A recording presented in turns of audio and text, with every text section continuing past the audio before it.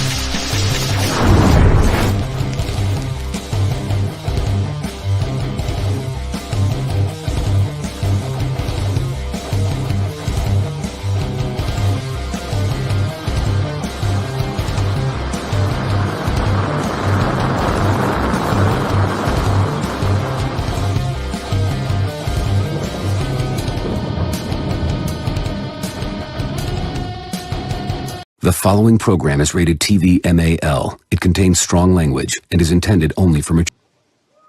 Go fuck yourself.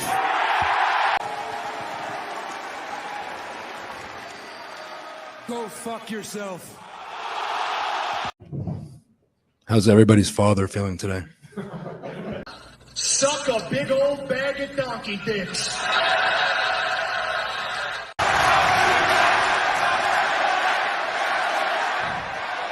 Let me talk to you.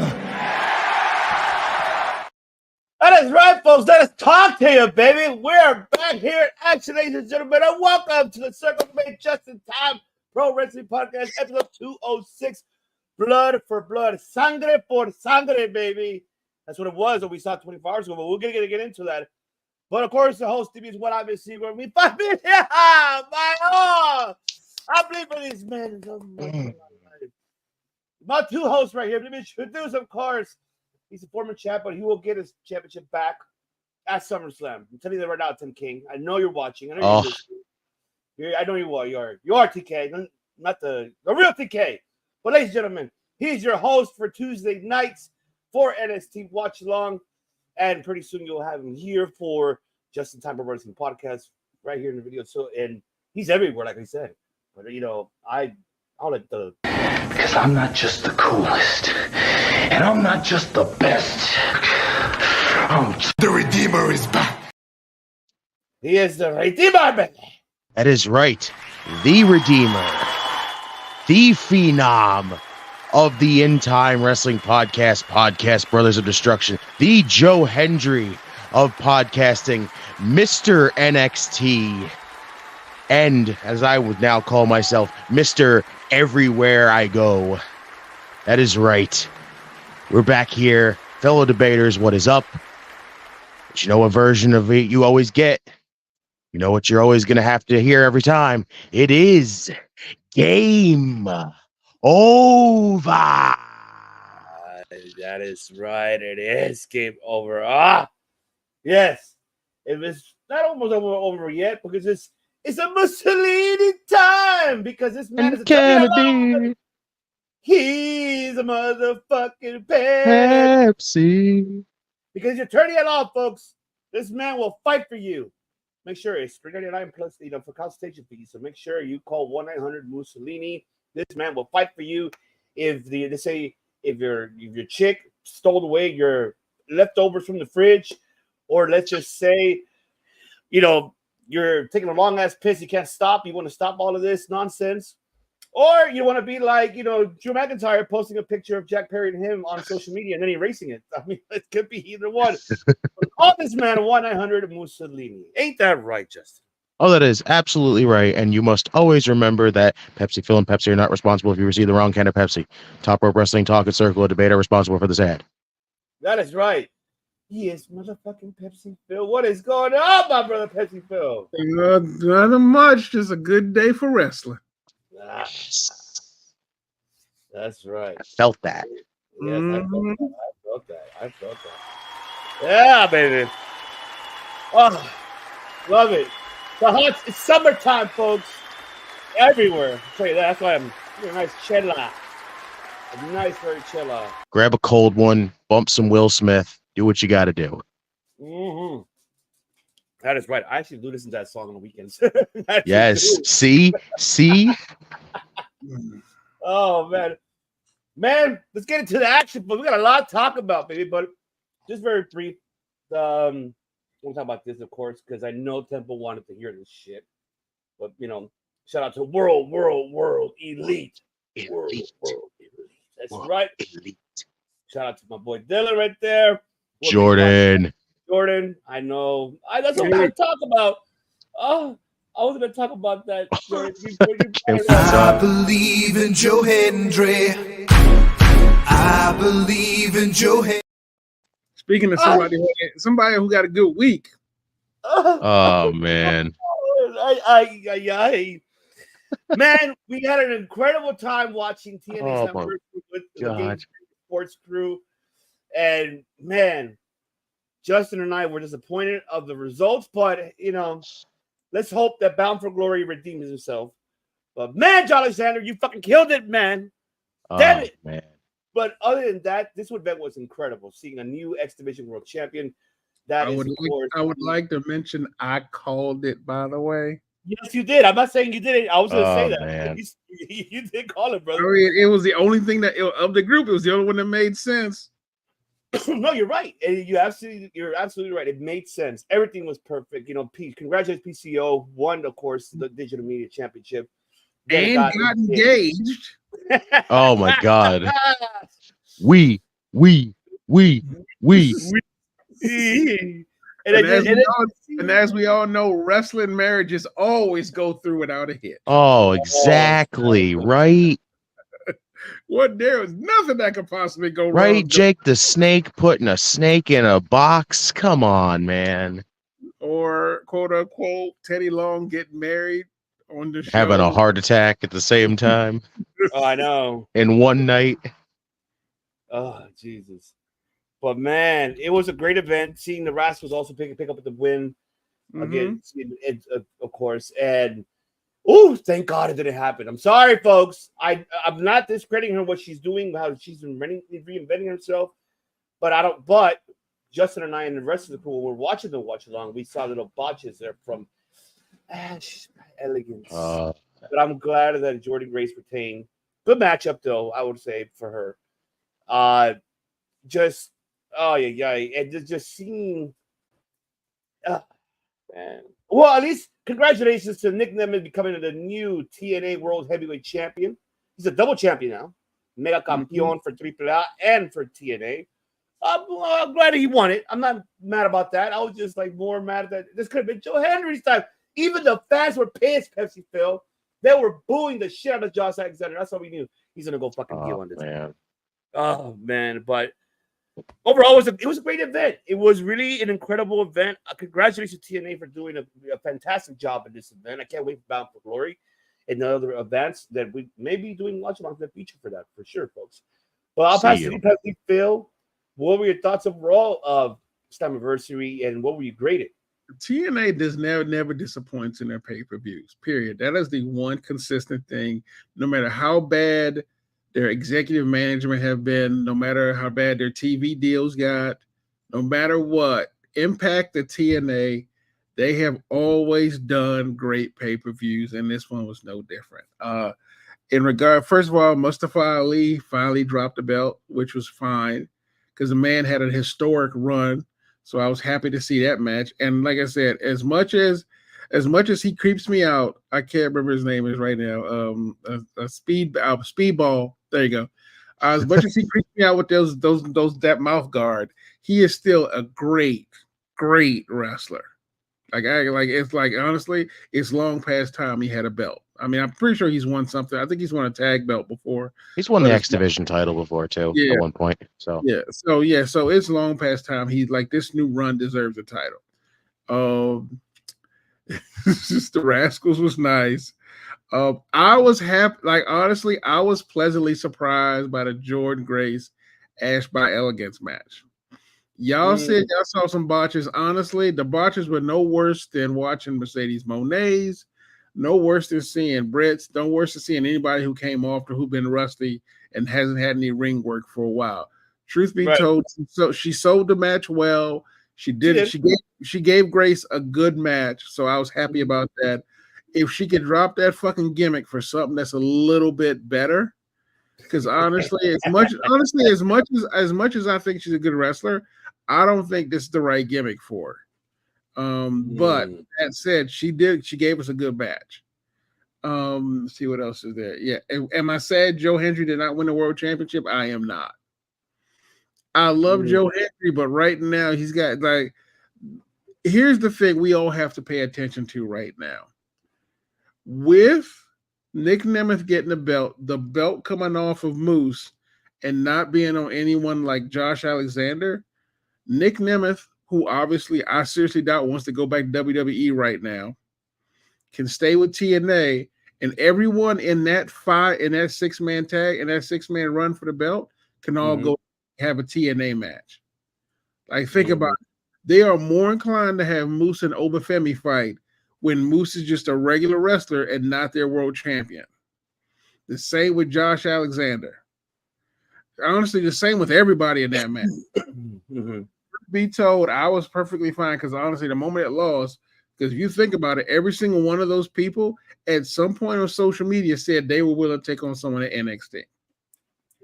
Well, maybe the exception of Josh Alexander, but they may not let him go because he is Josh Alexander.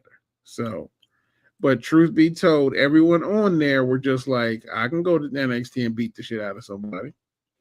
And now they got the freedom to do it. Nick Nemeth, I mean, if he goes back to WWE, the irony would not be lost on me.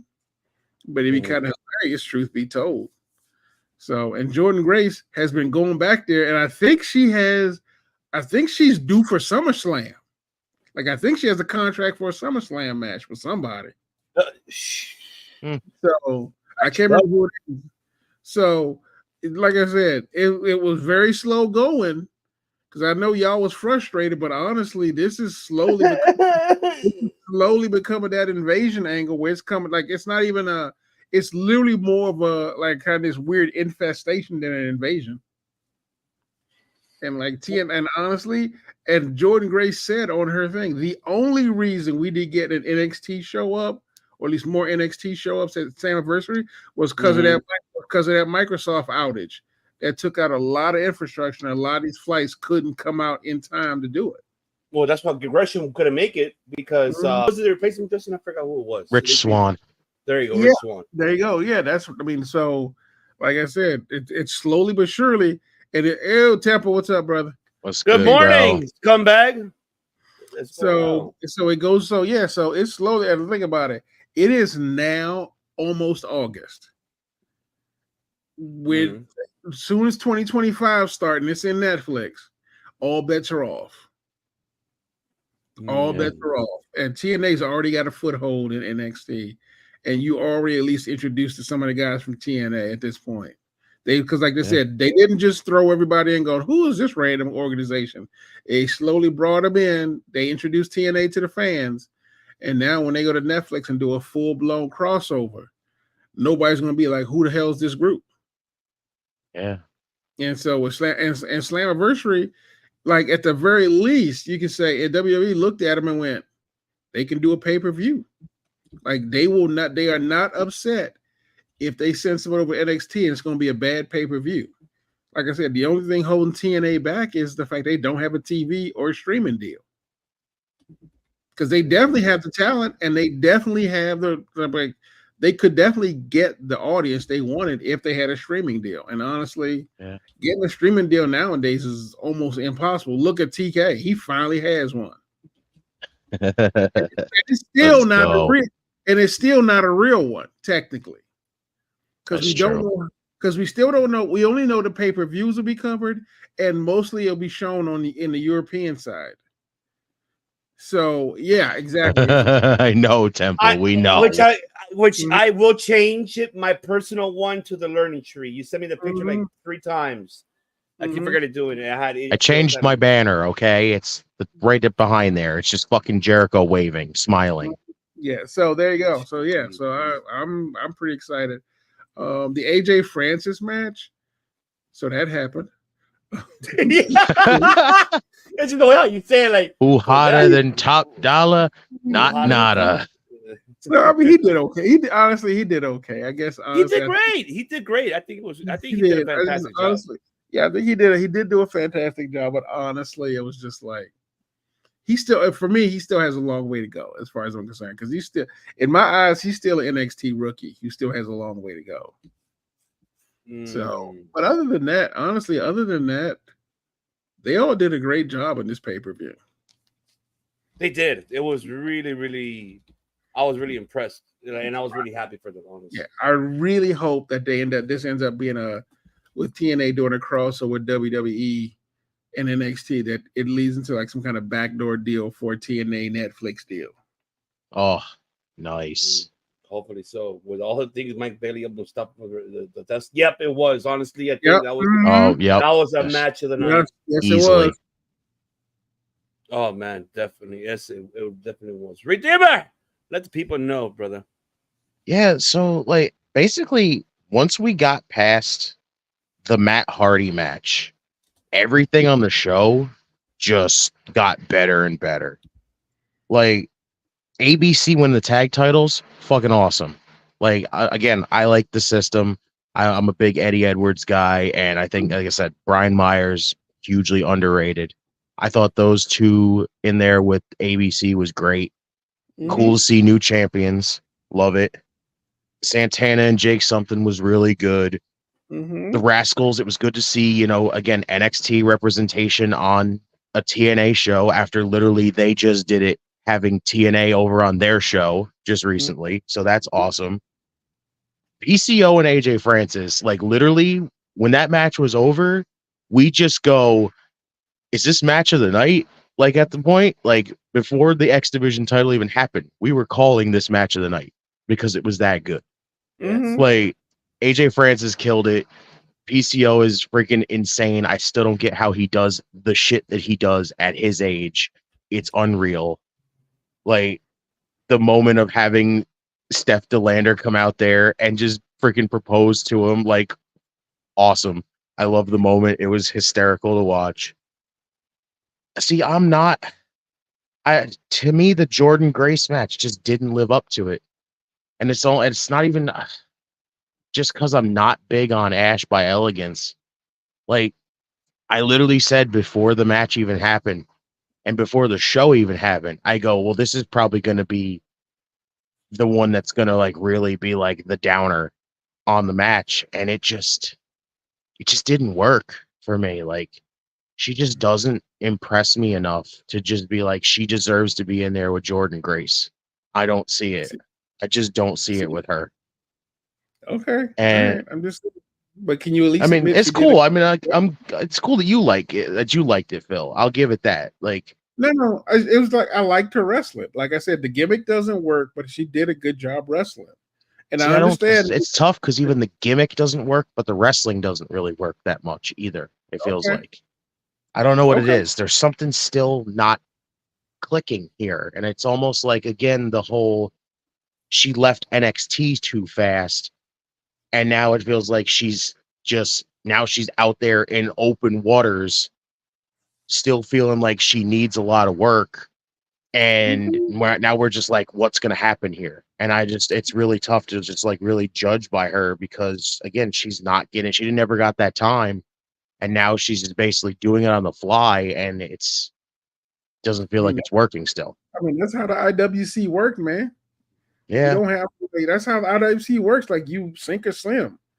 Yeah. I mean, I won't lie to you. The fact that she's at TNA is probably because she was at WWE for a while.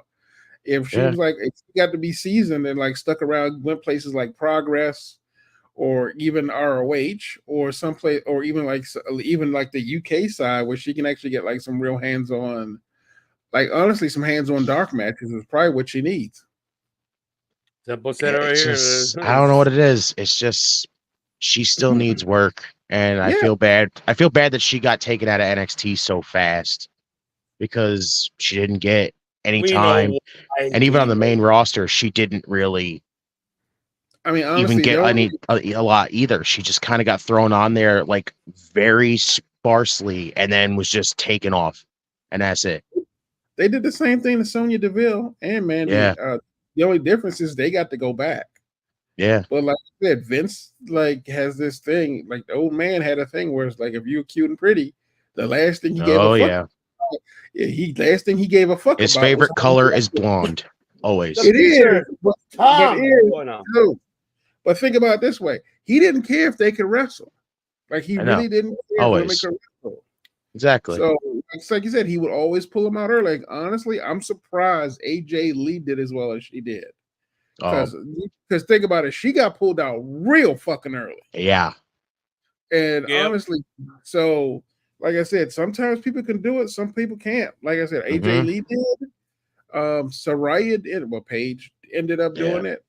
But remember the submission sisters, or we can't use that. They submission sorority. Yeah. But like that group, they were way too young to be out there. Oh, Jesus! Oh my God! I don't know about that. Yes and no, I guess. I mean, yeah, she does. Well, first of all, Eva Marie was terrible. Dana at least understands wrestling and can move her body. Eve Marie literally is just literally a walking accident. like literally, if you watched her in the ring, it was painful, and you were like, you spent more time. Like Eve Marie, like if you want to say something, Eve Marie was literally the Nia Jax of her time. Yeah, to herself. Mm-hmm. Oh man. But yeah, after that, just everything picked up. Mike Bailey and freaking Mustafa Ali just fantastic. Easily, Temple said it, match of the night. And truth be told, insane. The X Division that's always the X Division. That's always been the X Division. And easily, honestly, it's been so long since they've had an X Division super match like that. Not that they say they haven't actually had, but like the one that had that kind of gravitas for a long time. Like honestly, I'll be old for a minute and say the last time the X Division hit like that was probably Austin Aries. Yeah. That's pretty accurate. And I hate Austin Aries. Oh, wow. You don't like A-Double? He's a good wrestler. He's a trash human being. I was going to say he's a piece of shit as a person. Yeah, you're right. But as a wrestler, the dude is amazing. Yeah, that's true. But the good thing about that match also was the story was so simple, but it worked to a T. Like you have Bailey get taken out and then basically have Trent Seven fill in to the point where finally Bailey comes back and goes in there and then gets this whole moment in Toronto to also have freaking Earl Hebner redeem himself, which is fucking insane. Redeem himself, really? See? Close enough to redemption. Hey, shout out to Izzy and Devin, man. What's good, boys? What's up? Heel turn. If you haven't checked them out, subscribe to them. It's a great podcast. Oh, yeah. Yes. And then main event. Wrestling back 20 years. First of all, can you tell my man hates Aaliyah. Oh, I feel bad for him. And I don't know why. I don't know why. No, I'm serious. Like, I never understood why anyone never liked Aaliyah. Aaliyah was never the worst thing in the world. She just wasn't like, compared to all the women that we've seen, she was never on that level. But she wasn't awful. But that was a problem. She, like, if you looked at the talent around her, one of these was not like the other. One of these things just doesn't belong here. Already, shout out to the chef Brian Cook. Already, everything was just plastic Barbie doll ring car record. waiting to happen. If they were a tag team, I named them All Trash Evening. All Trash Evening. Wow. Yeah, Eva Marie, they know, fuck, that's horrible. Yeah. Oh my God, Temple. I mean, But yeah, even when we were disappointed, we got disappointed because Hendry didn't win. Am I still slightly a bit disappointed still? Yes. But you know what? Nick Nemeth winning the world title, I have no issue with Nick Nemeth winning a world title. I don't either. I don't have. I love Nick Nemeth. I think the guy kills it. Again, easily up there as one of the best in the world today is Nick Nemeth. In the end, I can't wait to see what they're gonna do with any of these 6 guys right now. Like, who's next for Nick Nemeth? Like, is it gonna be Kazarian? Will Kazarian ever get his moment again? Like it just, there's so many options here. Like, that's what I liked going into this, is like everybody had a reason to win that match. In the end, Moose wants to retain. Kazarian has been in the company for so long. He's never won a world title. He wants to win the world title. Nemeth wants to win the world title because, he hasn't won a world title there yet. Neither has Joe Hendry. Like, that makes sense right there. Macklin had such a short run that he wants to win the title again. Like, Alexander had to give it up due to injury. Like, everybody had a reason to win the world title that night. We just preferentially turned it to, we just want to see Joe Hendry do it because of the moment.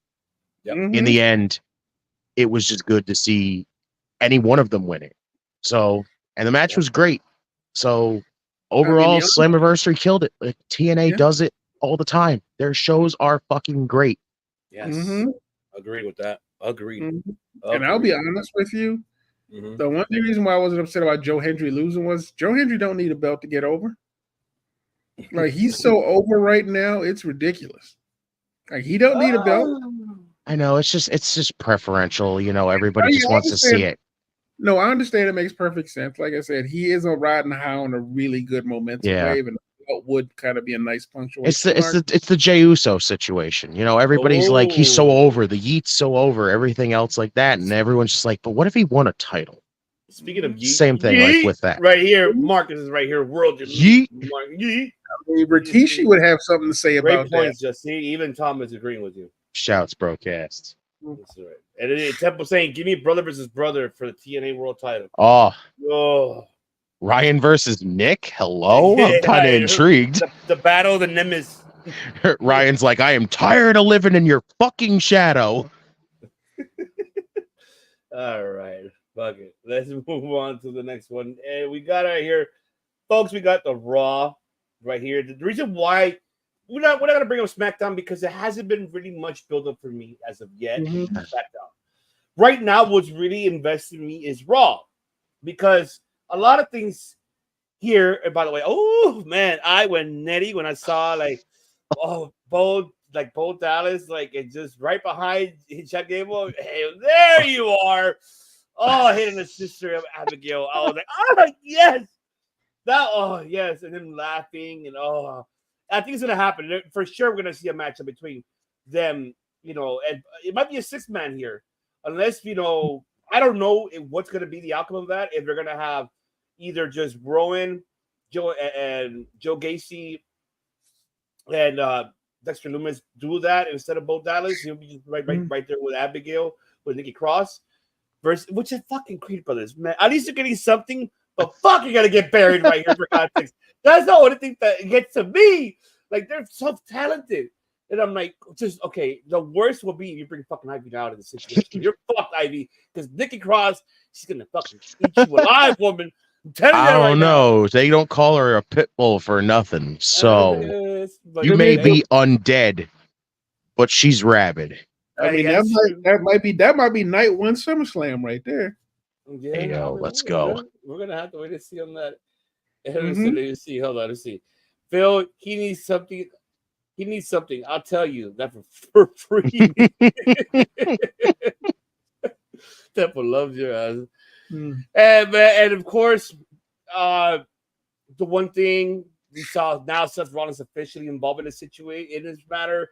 He's a guest referee for SummerSlam. It's official. Punk is cleared. We talked about it last week, and we figured it was going to happen. And there he's cleared. But I like how Drew Marcus was like, you don't know how bad I want to go in there and just kick you out. But not today, though. And then everything just happened. That was awesome. It was good to see that. Even Gunther and Damian Priest. Here's one thing I want to talk about that brought it to my head. And I don't know if you guys read and see in the IWC community kind of bearing this storyline. In a way. I'm not saying fully. For me? No, you're right. They are. And it's because they're underestimating Damian Priest. And honestly, I made that same mistake the first time he won the belt, and I said, "Are you sure he's ready?" And not gonna lie to you, within a week, I was like, "Shit, motherfucker should have got the belt a long time ago." Right now, the IWC is sleeping on Damian Priest, and it's kind of fucking annoying. Sorry about that, man. My bad. No, you're good. No, you're good, brother. You preached the words that pretty much I was going to add with everything. Truth be told, he's doing a good job of breaking away from Judgment Day, but still maintaining a small line for Rhea. But he's hilarious. He's hilarious, by the way, with Rhea. That shit, they need to be a team. Like just Judgment Day, that motherfucker need to be a team with Rhea. But honestly, him and Gunther, that one promo they did last week. That's when Damian had the best promo, but at the same time, no, it was a slow build to what he wanted to do. And when he just came out and literally said, fuck it, and just started swinging on Gunther, that's what I was looking for. My God. I couldn't take another speaking thing because Gunther was starting to piss me off a little bit. Yeah. Temp was saying, I know this would never happen, but I could dream. White 6 versus Chad Gable, Jordan. Oh, it makes me sad, man. I miss Jason Jordan so much, man. I'm glad he's still working in. I'm glad he's working in production as a writer now. But he's doing a great job. He's doing a great job. I'm happy. He is. I just I'm with Justin on this one. I miss him wrestling. Him and Chad Gable were literally. Can you imagine if him, Justin? I'm sorry, not Justin. Chad, Jason, and Otis were Alpha Academy. Oh my God! Even if them and the Creeds together, oh my God, that's the OG American Alpha with the Alpha Academy right there. That's disgusting. Yep. That's like your NWO version of the Olympics right there. Yeah. Bro. That's what we should have had. So, but either way, I'm glad he's still doing something in the business. So that's nice. So. It's when Kurt came back and he just put some gold medal on all of them. Yeah, I was about to say, he as Kurt Gable's son, he's still in the business. Kurt Gable.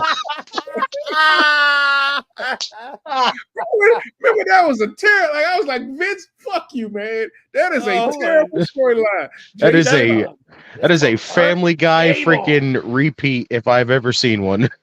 Like Jason Jordan is Kurt Angle's black son. Like, oh God. I'm like, oh God. But you have a point of I'm glad you brought that up, PepsiCo, because that's one thing that it gets to me on that one. I get it, probably the beginning of this happening, but this was the problem that was never given to Damian Priest this opportunity to do what he did, what he's doing now as a promo and his character that he has. And one thing that I wanted to bring up, why I'm bringing this topic that I wanted to debate about for the listeners and viewers, because for years you've been looking for a Latino man or a woman. That's why I put Selena here for a reason, because her, when I saw her interview at Busted Open, I've seen her digression on social media. She got to fucking win. I'm happy she got to win. But I'm glad she's getting involved in the story. So I'm hoping they make something out of her, because she has potential, and just give her that damn push. Yes. But they kind of screwed her over too. They did that, yeah. Exactly. I'm with you on that. I'm not disregarding that as well. That's why I put it there for a reason. They've been looking for a Latino raza to be a top freaking person in the product. Someone that's not Rey Mysterio, and someone that is not Alberto Patron, because he couldn't do it. Ooh, Alberto. They couldn't do it with him. So but they got it with Damian Priest. Papa H got something with Damian Priest. I don't give a if he turns in this story, he's a face. This is and it's getting the crowd behind him, because they're like, oh shit, all right. He's talking not only just book smarts, street smarts, as well, because he was born and raised in the streets. His personal life, we know what he's gone through. We all, but so he mixes it up and relates to that. But I get your point though, Phil. We're like, okay, enough of the promos. Let's get some action. Cool, okay, it was like they do a good job of like setting up, because that promo that Gunther did, where he basically just insulted that man, doubled down on what he said last week. Yeah, exactly. Yeah. Like they were like, this is the natural progression.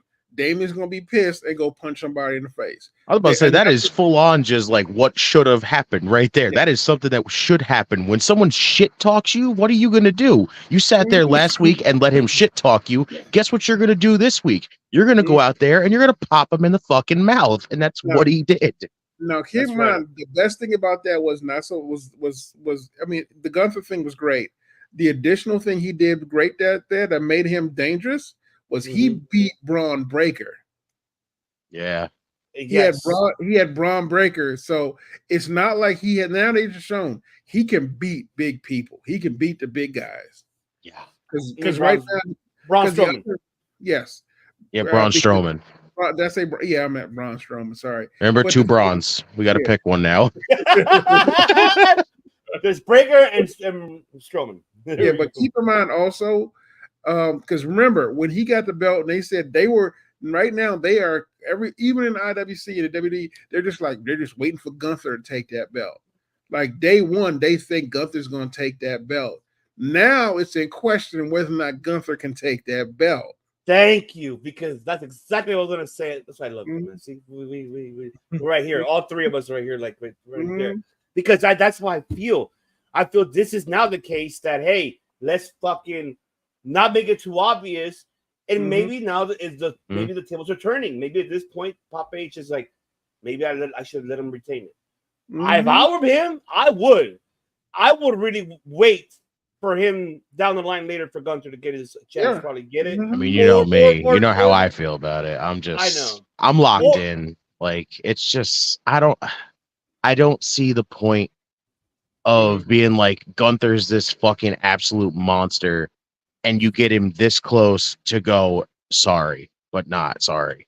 Like, it's just they did it's this tough. Unless they're making a story with it. I know, that's what I'm saying. At least they're making it feel like Priest has the freaking chance to retain. They're not just going to be like, we're going to go out there and fucking Gunther's going to shit all over him every single week to the point where it's like, no, this is just one side. No, this is not going to be one-sided. Gunther's going to get his shit in, and Priest isn't going to sit back and take it, which is good. That man is fucking awesome. And again, I'm with Phil. I was not in on the, I was very, very like conflicted when he won the world title. I go, can this work?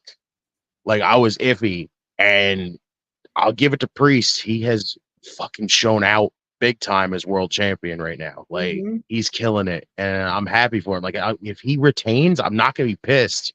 But I feel like we're in the situation where, how do you not go with Gunther in the end? That's what's tough. That's the thing, though. Gunther's one of those guys that honestly, you can hold off on giving him a belt because he's still going to be Gunther. He's like right now, he is the second scariest thing in WWE. Period. After the Wyatt Six, villain wise, he is the scariest thing. Like, not Drew. Drew's just petty. But Gunther, yes. But literally, Gunther, yeah. But like I said, Gunther. I love this. I love what Izzy's saying here, man. It is true, though. It's true, though. It's a good point, though. I'll tell you that. So yeah, so like I said, Gunther can lose at SummerSlam and get the belt later on. Because like I said, Damian Priest, this is me. I think Damian Priest would want to like win it and keep it for SummerSlam. Although he did get his WrestleMania moment. So if he lost it at SummerSlam, I'm with Justin. I'm not happy if he won or lose. I'll be happy. I'm like, it'll be a good match. It's already shaping up to be a good match for SummerSlam. And to be honest, I think that's the point that we kind of wanted this one, because we didn't want it to be too obvious that, okay, that he's doing this and he's really showing the power that he has, and we still got another week left for them to get this situated. Because it's next Saturday already, the event. So it's like, okay, now I got to get going with it. And yeah, push that. Which So this is why about the here's the one thing now that also everybody doesn't like. Now everyone can relax with. Yeah.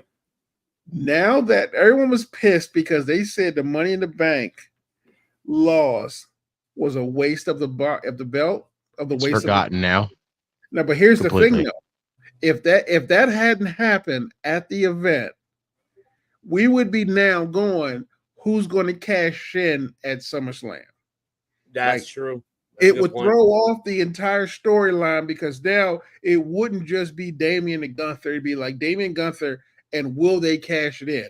By getting rid of that and taking that out of the match, now it becomes a 50-50 shoot on who's going to win that bad boy. And now you don't have the Money in the Bank. And honestly, it makes perfect sense because it would taint. It would taint the Damian and Gunther. Mm-hmm. In my opinion. I know everybody's pissed about it, but for me, I was just like, good. Yeah, I'm kind of over it now. Like I kind of I fully understand it now. What the point of it was. Like it just now look at the story you're telling with these two now and what we're getting here. You don't want to screw that whole thing up. You want to make Priest look like, he's not going to take Gunther's shit while Gunther's out here talking shit. Like it's just it came off so much better now, realizing what Money in the Bank getting sacrificed actually means to. So, but here's the thing to remember as well. There still is the women Money in the Bank, and they're having just an equal amount of drama with that as well. The Tiffany Stratton kind of weird Bailey and Nia, and that kind of weird triangle right there, and them like looking like who's going to screw over who. I think they made that one. I think they actually made that one a little more obvious now. Yeah, they did. But think about it. That drama's already there. The best thing about it is you have two Money in the Bank winners. You can like chess, you can get rid of one of them because you still have Money in the Bank floating around right now. Yeah. So they haven't lost anything. Yeah. It's just Triple H doing what we've always wanted him to do, placing an equal amount of emphasis on the women's side as much as the men's side. And speaking of that, I'm going to be the minority that feel bad for Liv. I want to answer a simple question real quick. Would you rather do Gunther, Dragunov, Priest? So how do you put those two matches on the table and expect you to really be like, how do you pick? I mean, do you remember their last match with Gunther? Good God. I go back and watch that just for fun and remind myself what wrestling is. Yes. It's a tough one. It's a tough one. That's a tough one. So like the Priest, if you're doing Priest and Balor, I don't see the purpose of Priest and Balor needing the title. The point is Judgment Day at that point. I'm thinking Gunther and Dragunov just because it makes more sense for them to have another beef. Yeah. And Priest and Balor, that is a long brewing beef they've had going back to when Balor had when Damian first had the Money in the Bank Money in the Bank briefcase. Because the number of times he kept trying to cash it in and Finn fucked him over for it for whatever reason. But I kind of feel like the Priest versus Balor thing kind of fizzled out. I can't say I'm vested in that anymore. It's still there, especially with all the times that Finn's basically confronted him. He's gotten snippy with freaking Damian Priest lately. That whole ever since you won that you've changed thing like that. It was kind of like Finn giving her away here. Oh, don't worry, Temple. We saw it too now. That's what I mentioned earlier. Let's go. That's why I mentioned it earlier when we started the show about that. What a fucking dick.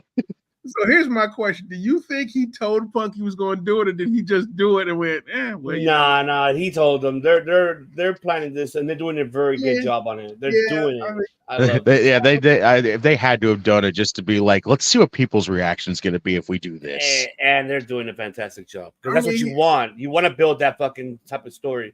We're still waiting for him to go to his house and do that shit. If he does it next week, I will be shocked. I love this fucking story, but I don't like. I'm sorry. I'm probably going to be in the minority here. I don't like Rollins being involved in it. I'm with you too. I don't know why, but I'm like, that means it's going to be a fucking triple threat of Survivor Series. Because honestly, it should have been his storyline. I get it was supposed to be his storyline the whole time. That's true. But it's that whole thing of pivoting, and look how much it's worked. Now it's like, we really need to like kind of feel like we're gonna divert off of that path to bring another path together? Like, that just feels weird. I mean, honestly, everyone's referencing Brett versus Taker, which Michaels was the referee in that one. I know I've heard that analogy so many times this week. So yeah, so I don't know. Like I said, I'm cautiously optimistic, man. I'm cautiously optimistic. It's tough. It's tough. The one amount I'm optimistic. One you brought up was the one. Oh no, I'm tired of you. No, I hate you. Oh, Liv. Pendeja. I felt so bad.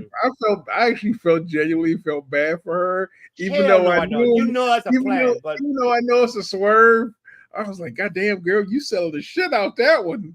God, when Dominic fucks up and Liv ends up beating Rhea at SummerSlam, that look that Rhea's gonna give him at the end of that match. Wait, Dom better hope to God that he goes back in the cell he was put in. Wait, hold on. Will it be a fuck up or won't it be a fuck up? I don't know. Like, after that, it feels like it might be a fuck up, because how do you really just be like, I fucking hate you, and then like help her win after? It just feels weird that way. Honestly, if it leads to a accidental fuck up first, to then lead to a like actual like you fucked up kind of situation, I feel like it would be more intriguing that way. You got to remember though. Remember, Finn is still in there. Finn's still been doing. I know. Finn's doing a lot of the freaking like. So Finn could be the one who swerved Rhea. Oh God, that'd be so crazy. I think so too, man. I'm excited for SummerSlam. I can't wait till we talk about it next week for the predictions. This is gonna be awesome to talk about. But I'm excited. I mean, wait, goddamn, is it really coming that fast? Jesus. Yeah. Well, yeah, man. It's already next Saturday. It's the beginning of August. That's right, and we'll be here for the watch along, folks. So you better come and join us here for that watch along for SummerSlam. Should be a hell of a show. It's gonna be a hell of a show. I'm excited for that. So I'm really excited. All right, rest of the news very quick. So before we move on to Blood and Guts. So this is the update that we have on this one. So Warner Brothers was not able to match where Amazon ended up matching for the NBA. They were trying to so bad. And I've been listening to, I heard Busted Open, they have one of the guys who experts there, and I heard everybody else all over only about Warner Brothers and the NBA. So now we know that they're out. They're gonna sue because, hey, no, we can match it, but no, not towards what the expectations that the NBA wanted. Yes, Warner Brothers still has one more year with the NBA, and that means that the money that they were gonna get, which they got pretty much loaned and everything else, to try to get keep the NBA on their market for TNT, is out of the question.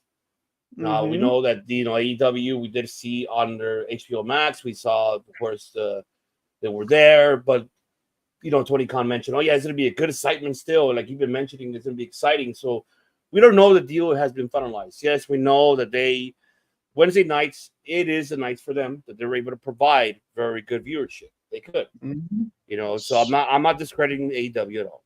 It's not even about AEW at this point. It's really more about Warner Brothers, Discovery. If they're able to get to that point of pretty much signing AEW with a big contract, giving them really the social media platforms having pay-per-views in their platform on HBO Max. And it is true what people were saying around in that Sports Center world. Amazon is up there higher than them. It sucks, but it is true. What other way for them to save Warner Brothers Discovery? That network itself It has to be AEW. Now you have to give him the money. If I were Warner Brothers, I would do it. I would not make him, because the last thing you wanted is to lose AEW and Tony Khan finds something else different. He goes to a different platform and a different network to have his Wednesday nights and get paid millions of dollars for it. So this is all on the table's on Warner Brothers Discovery for them to make that decision. So it's not finalized yet, but now we know that the NBA is out of the picture. That's done. Now the biggest question for you gentlemen is, would they go with this plan B of getting Tony Khan AEW to officially be a partner, not only re-signing with them, but also adding them on HBO Max? That is the biggest question. So I'll take it to your Redeemer. Should this be their plan B and you should go with it? They should go with this. First off, AEW on HBO on Max right now is going to be absolutely necessarily needed. Like, $50 pay-per-views is miserable to try to spend right now, like, for a lot of people. So if you're only spending what, $10 to get a freaking AEW pay-per-view like we're doing with Peacock, hell of a lot better, first off, financially for a lot of people. But in the end, like, now this is the opportunity. You just lost the NBA. You lose the NBA, guess what? Now you get a chance to put something else on that pedestal like you've been focusing on for the longest time. And if that's going to be AEW, that's it. Wrestling back on freaking TNT and TBS being the primary focus, like, again, like that, the big thing that they want to put all the money behind and be like, this is us. This is what we wanted. Like, we've been behind this before. We're going back behind it again. Like, it's awesome. Like, I'll give it to AEW if they can do it. Like, I hope I hope this whole deal actually goes through, because, like, it's going to end up beneficial for a lot of people. I'm with you on that. I'm absolutely with you on that. All right, Pepsi-Ville, turning along. You break it down, brother. What do you think about this one? Like you said, this is only a deal in principle right now, so it's still up in the air. Mostly because knowing Tony, they're probably negotiating over the library rights for ROH. Right. That's the big deal, because here's the thing: this deal, if it goes through, it gives him the streaming he needed. It gives him the library, like it gives them a library. And truth be told, the only thing that's been holding him back from actually showcasing more talent is the constraints of TBS and TNT. Yep. So you can do better programming now if you're on a streaming service where basically you have a captured audience, for lack of a better word. And $16 from is what it costs for Max. But thing is, and here's the biggest problem. Max right now has several other licensing deals with other people, like CNN. They have something with them. They also have stuff with their actual Discovery Network, which they're connected with. They also have stuff with Nickelodeon and a bunch of places. So taking this away from TBS and TNT is honestly the best thing. Truth be told, I don't care what TBS and TNT. If it was me, I wouldn't give a hell whatever they offered me at TBS and TNT. If Warner Brothers is like, come on over, yes. Because it's just like Justin said, $50 once a month or every other month for a pay-per-view versus WWE's $10 for every single thing they have, including their library and all the historical stuff they've ever had. You can't win unless you have a streaming service. And I don't mean win in a sense, but I mean survive. Yeah, agree. Because truth be told, at a certain point, they're going to end up like TBS and TNT going to end up doing some kind of other deal for something else. And the thing that's been bothering me most is, if it comes down to it, and this is why they're going to streaming, they will screw over Tony for the other programming that they want. Yep. So for me personally, I would say nah. Because think about it. Look at WWE right now. For the next 2 weeks, because of the Olympics, they're going on Sci-Fi Channel. It has been 25 years since WWE has been on Sci-Fi Channel. I don't even have Sci-Fi Channel with my cable subscription. I don't either, to be honest with you, but I'm gonna have to now. I know. So for me, Tony, like, truth be told, Max needs this deal to kind of justify, because like I said, they've been taking a bath on some movies. So this is, but this is the boost that they would have in, because right now in streaming, the real money they make isn't from the movies; it's the subscriptions. Yes, exactly. You know, and the boost that they would get from this, the boost they would get from AEW fans being excited at not having to pay $50 for the next pay-per-views coming up. Like, think about it, Wembley All In, you don't gotta pay $50. Double or Nothing, no.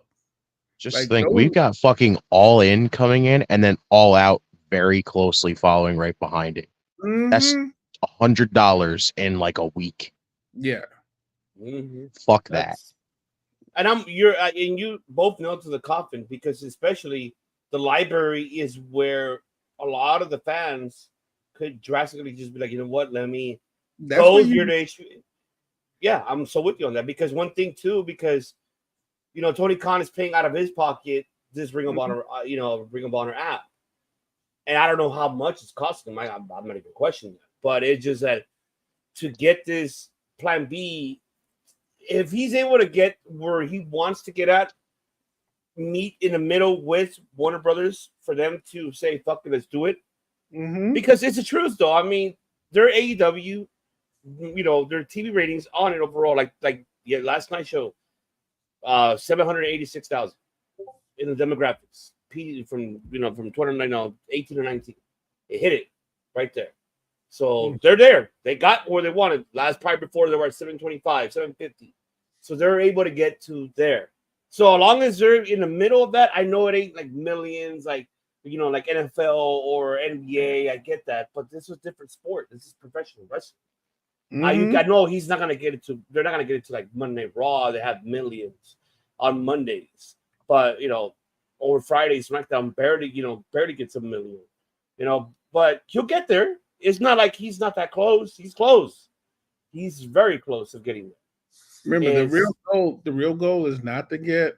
The real goal is not to actually put on a good show. The real goal is to actually keep people watching your streaming network. No, and that was going to get to that. And you're absolutely right. It's really, really more that. It's really that, and persuade audiences to be subscribers, like you said, for HBO Max. So then the library's there, the exclusive content there. I'll pay the $20 a month and go over there. I mean, that's going to be what's going to happen.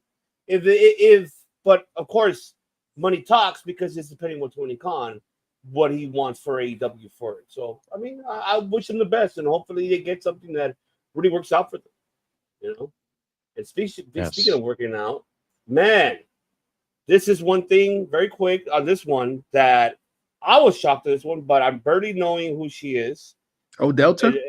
Delta, yes. I don't know anything about her, but she looks badass. She's badass. I saw clips of her.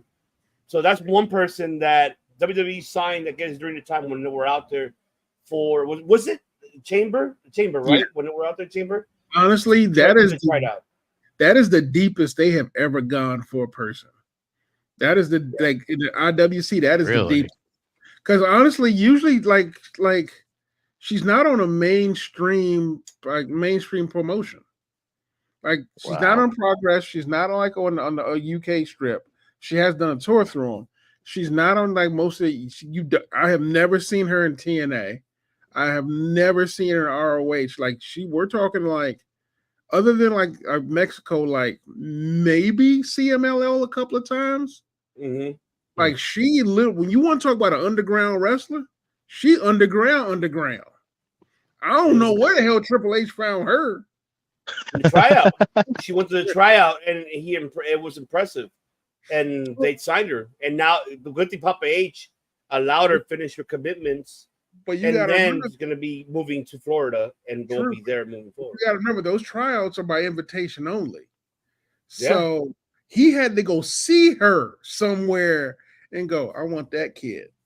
Like I gotta go, bro. Where did you find this girl? I'm pretty sure Norman Smiley. Everybody was like, "Hey, come look at Delta. Come look at her." Well, Norman Smiley and Regal. Yeah, legitimately, Norman Smiley is extremely one of the smartest dudes in pro wrestling right now. Like he has trained a ton of people at the PC, and before that, when he was at WCW, he was a great wrestler. So if Norman Smiley picked her out, he's like, she gonna be fine. And so that's one excitement for her. The other one that I was shocked that they invited over was Marufuji is invited to SummerSlam and he's going to be there. And I'm like, what you mean? What do you mean you surprised? Did you see the match? Fuck it. Well, you weren't here last week. What did we talk about? We talked about, oh my God, we know. I still didn't. What the hell? I just, for me, I sent you the link. Oh, no. I know, but I still haven't gotten the time to watch it yet. You haven't seen it? No, dude, I have not seen it. Didn't we post a full match in the group chat? I haven't gotten time to watch it. If I could say it in a different language, I would say it. You might need to use Dom's accent on this one, goddammit. You'll watch it. Oh my God! If you get a chance this weekend, give yourself like. I am now. I'm officially freaking locking myself in on the weekend to watch this fucking match and the others as well. If you do, message us. I want to know your reaction. I really want to know. But, if all you get from me in the chat is I wish I had the Nettie clip right now, there you go. That's I mean, truth be told, yes. And although they're teaming him up with Grado, I heard. That's what I heard too. That's what I'm like. Really? Oh my God. That's the same damn thing. I'm just that this is if Murph, oh my God, I swear, if Marufuji gets comfortable with that, you know what? I like this place. And seeing him Nakamura talking, oh man, you know it's gonna happen. Come on, buddy. Just come out, have a. If Papa H is able to fucking say, let's have one match here for you, either at Survivor Series or our Mania. Give Marufuji his Mania moment. I don't give a fuck. Let him have it. Oh my God, the man deserves to have that. Did you see who else is apparently rumored to be freaking doing a tryout too? Who was the other one? Evander Holyfield's son. Oh, that's right. No, I heard about that. That's wild. He's doing the NIL thing, so it's mostly like a. That's still fucking crazy. Evander Holyfield's son in WWE, fucking out of this world. So yeah, so that one's actually the biggest thing. I'm holding off on that because I know everyone like. For me, I don't trust the NIL tunnel, even though it did give us Montez Ford and Bianca Belair. More people flame out of that than anything else. Like look at Gable Stevenson. We don't talk about him. He's like Bruno. He's like Bruno from fucking Encanto. We don't talk about him. He's like what's his name? Pordio or whatever his name is. When he AEW and then he didn't do anything after that and he was gone after that. Yeah. Well, he had some issues. Yeah, he had some issues. So poor guy. So that sports tunnel needs some work. Wow, he's wow. I'm excited to see Delta. I'm excited to see Marufuji. Fuck Top H is opening those fucking doors, man. I'm glad he is. Dude, I don't know how you guys feel about it, but oh my God. It's nuts. Look at the talent we're getting coming in. It's insane. Again, we never thought this shit would happen. Like we had after the whole, we're not doing anything about any independent talent or nothing like that. We're just bringing in freaking, college athletes and all this other shit. No, we're bringing in a fucking woman that basically look how deep you had to dig to fucking find her, and you wanted her. You're bringing in fucking a legend like Marufuji to SummerSlam. Like, the hell? I still can't even I swear, I'll slap myself and be like, "Are we in this timeline? Are you sure?" For what is worth, that thing about the sports thing? That was the old guy in charge. Yeah, I know, but still. We heard that, and now look what we're getting. Like, holy shit. At least Papa H is giving the world to us. Well, Not yeah, the OS. Thank you, Hunter.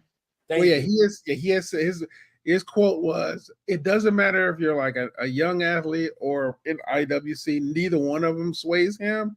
He just looks at you and decides, can this person be a superstar?" Mm-hmm. And now look what NIL has given us. Oba Femi, Braun Breaker. Exactly. Oh my god, I'm excited for this. I don't know. I don't know how you guys feel about it. Sol Ruka. Like, we're getting places. Oh man, I'm excited for it. All right. And then before we move to Blood and Guts, we got this one that does the one. Because I know, yes, I didn't add Tamina because I feel Tamina's gonna be a house mom. She's done what she's done. Tamina, go to TNA. Yes, I'm with you. I think she should go to TNA.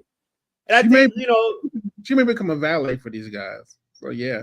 She could be too, but Tamina, I feel like it sucks that she never got the chance to win the women's championship, even though she won a tag team titles. But but she, man, I give her credit where credit's due, man. She was really a dedicated worker and really dedicated. Another woman I've grown so much respect for, right there. I have respect in for that Tamina. woman, man. I do. I wish we don't give her the best. I just don't see her right now, like trying to decide where she's going, unless they make her part of a coaching staff in the Performance Center. Or TNA, maybe so. Then I wouldn't mind for her to be that because she deserves it. That woman really learned a lot from her father and from her uncles, and why not? But the biggest one here is this man really trademarked the fucking Hurt Business right away. Oh no, the WWE still owns the Hurt Business. But it's almost over with that. It's about to be over. Bro. That's why he's trying to. He's on top of that shit. He's putting it on there to get that trademark right after when the clock is over. MVP's theme song really is telling you 1, 2. You hear the clock ticking, see? I'm coming. And then this man, I know. I heard IWC. They're all mad. We couldn't get the Roman and Lashley one. I wish it could have happened. I would have that. But a lot of things I know they slip on Lashley, but. Do we see them AEW? Because everybody's saying that. I don't. I think that would be a terrible idea. TNA. Go back to TNA, Lashley. Honestly, TNA's got better history with TNA. And let's face it, right now, him coming in TNA would have a bigger impact than AEW. Fuck the Beatdown Clan. Yeah. Get the Hurt Business trademark. Bring it to TNA. Run that shit. Honestly, the Hurt Business in TNA would be way more fun to watch because, truth be told, we have had the same argument about Tony. He can't run a faction to save his goddamn life. Hell no. I do not understand how House of Black survived this long. It's some bullshit. They're getting paychecks. That's what they're worried about. Honestly, still some bullshit. So it's like, honestly, soon as Regal left, the Blackpool Combat Club damn near disappeared. Soon as Regal left. Right. Moxley lost the title and they all vanished. Mm-hmm. The fuck? So honestly, there's no point in building a Hurt Business if you can't run that faction the way you're supposed to. But having the Hurt Business run through half the roster at TNA would be kind of hilarious. Truth be told, I'd actually be okay if Moose was a member. You don't know how much that was just going through my head going, what if Moose was in that? What if Moose was in that? He could be the fourth member since Cedric hasn't been let go. God, TNA bringing in Shelton Benjamin? Wait a second. Well, that was the point because that's what he wants to trademark Her Business to bring in Shelton. Oh, but that's the shit. I would say just go to Japan and do that shit with Shelton. Bobby Lashley in Japan would be fucking wild. Oh my god, give me him and Eri Hanare in a fucking singles matchup. That'd be give me him and Jeff Cobb for Christ's sake. Oh my god, you beat me to that one. I was thinking, good god. Man, the Olympian versus the fucking MMA guy. Let's fucking go. If you saw that Takeshita match with Jeff Cobb, dear God, match of the night. I think I thought he killed Konosuke. Oh no! Oh hey, But can we say that to get, for him giving him that superplex from that top, literally holding him? First of all, let me just say this. Fuck you, Tony Khan. Hold on. You're bullshit. Let me play it. I gotta play it. Come on, man. As a fan, there you go. That's fucking bullshit. I will say this. As a bullshit. Fan, say it. You're bullshit, Tony Khan. Yeah. Said the thing. I will say this as a fan and a mark for Konosuke Takeshita, so take it for what you will. Mm-hmm. If you saw him in Japan, when that man fought Yuta Soji, Yuta Tsuji, I'm sorry. When he fought Tsuji, that was perhaps one of the best that beat, in my opinion, that was better than the Will Ospreay match. Wow. For Konosuke, that was better than the Ospreay match to me. So, and honestly, I watched that match. I watched the storytelling. I watched the wrestling, and literally said to myself, the fact that this man has not even been approached to have at least the most mid-card title they have, like the connection, the classic connection one, or even the international championship, is straight bullshit. Yeah. Because, literally, if you say he can't talk, he got Don Callis right there. As much as you hate him, the man can talk. Again, you had him beat one of your biggest guys in Kenny Omega twice. How the fuck has nothing come out of this yet? Mm-hmm. He can fucking wrestle. He's got great charisma. So there is not a point where he is not worth putting stamp on. And and you watch the Jeff Cobb match, he can literally go with anybody. Oh, adding that to the list of things I have to watch the weekend. That's match of the night for me that I was just like, fuck. Night one, that was match of the night for the G1 Classic. Oh, God. Night one, which is kind of hilarious. And we talked about this before, and I couldn't do the dojo night, but I know you guys have Valerie, but I swear to God, I think they're going to have you to win the New Japan Cup and the G1 in the same year to sell him being a champion. Well, he'll be the first one to do it because no one has done it. Come on, Tsuji. I mean, I don't know. This is going to be a tough one because, it is tough. I told Bakley already, like when we talked about it yesterday on the dojo debate, I told him it's really tough because we're barely in. It feels like this is an NBA fucking playoffs type of style. Like, fuck, we don't, or NFL playoffs. Like, we don't even know. We're barely getting into night 4, and then we don't. By night 7, we'll know where everybody stands. Yeah, we don't know yet. So the sleeper dude for me was from the United Empire, Coleman Pearson. Callum Newman, you mean? I mean, thank you. I'm sorry. Yeah, Callum Newman. Yeah, Callum Newman. I'm sorry. Shit. Callum Newman. I saw him when he was in Progress like a decade ago. It was wow. It's like, he's okay. This dude is like what's they call him, the King of Pace? No, the Prince of Pace. I was like, good God, man. I can tell you, he is one of he's his first ever. He's the youngest one. He's only 21 years old. Yes. And this man is really fast. You'll see him, but I digress. Bro, if he has that nickname, how does he not go far in this whole thing? I saw the first match I saw him in the G1 was him against Shooter. Oh, wow. Yeah, and honestly, they did a hell of a job telling that story. So, but back to the Hurt Business, which is the main segment. I'm sorry. Honestly, yeah, I want them in TNA. I want them in TNA. I want Moose with them, or I want the Hurt Business going after Moose. Damn, the system and the Hurt Business. Oh, wait a second. Hold the fucking phone. 2 words: Lashley Moose. For the love of God. That will be a big banger. Meaty men slapping fucking meat. Shouts to Big E. Yes, baby. Oh my God, I love that. Give me what I want. Fuck yeah. But last topic of the night, folks, because Pepsi Phil's in a rush and we gotta close it out here with this one. We're saving the best for all because I know people hear it, and we're gonna get it. We're gonna get it. It's time! It's time! It's Vader time!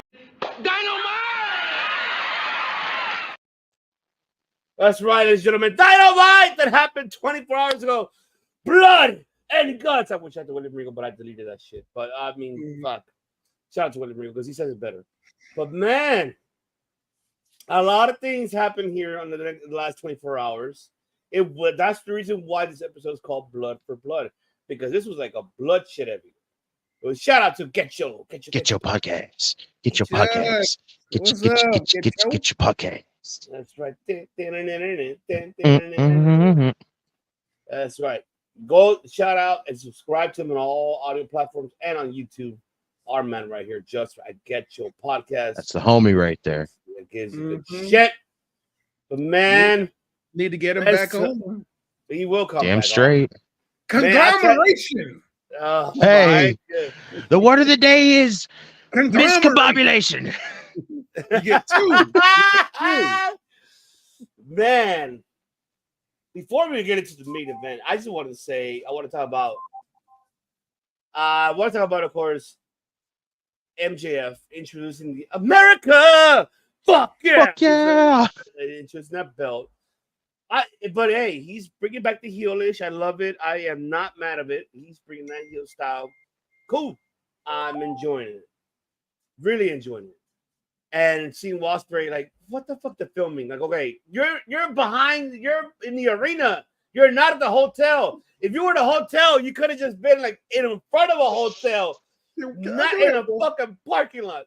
I do have one question. Am I the only one who was surprised that announcer had a baller ass SUV? Yes, he did. Because I'm like, bro, how much they paying you? God damn. Can we talk about the fact that noise he made when he freaking pulls off? He's like, ah. Yeah. Oh Marvel making big money to be able to ride like that. God bless Oh you. yeah. Oh man. It's like, America type of you. Oh yeah, we appreciate you. First of all, that's the greatest move ever. That's the greatest heel move ever. How do you get an entire country to hate you? But he should have been in a fucking hotel though, not in a fucking parking lot of the quote on that hotel. You already know that shit was in the same arena. They just filmed it or whatever. We already know that shit. Ivan, it's called the suspension of disbelief. I know. I know. I'm just not forgiving this shit. And then seeing, MJF, of course, with that, and then seeing Britt Baker's match return. I know she was rusty. You mentioned it earlier, Phil. I'm okay with it. And, she was fine. Against Hikaru, but by the way, Hikaru, damn, girl, you broke Sky Blue's ankle with that crossbody. I know that wasn't intentional, but damn, but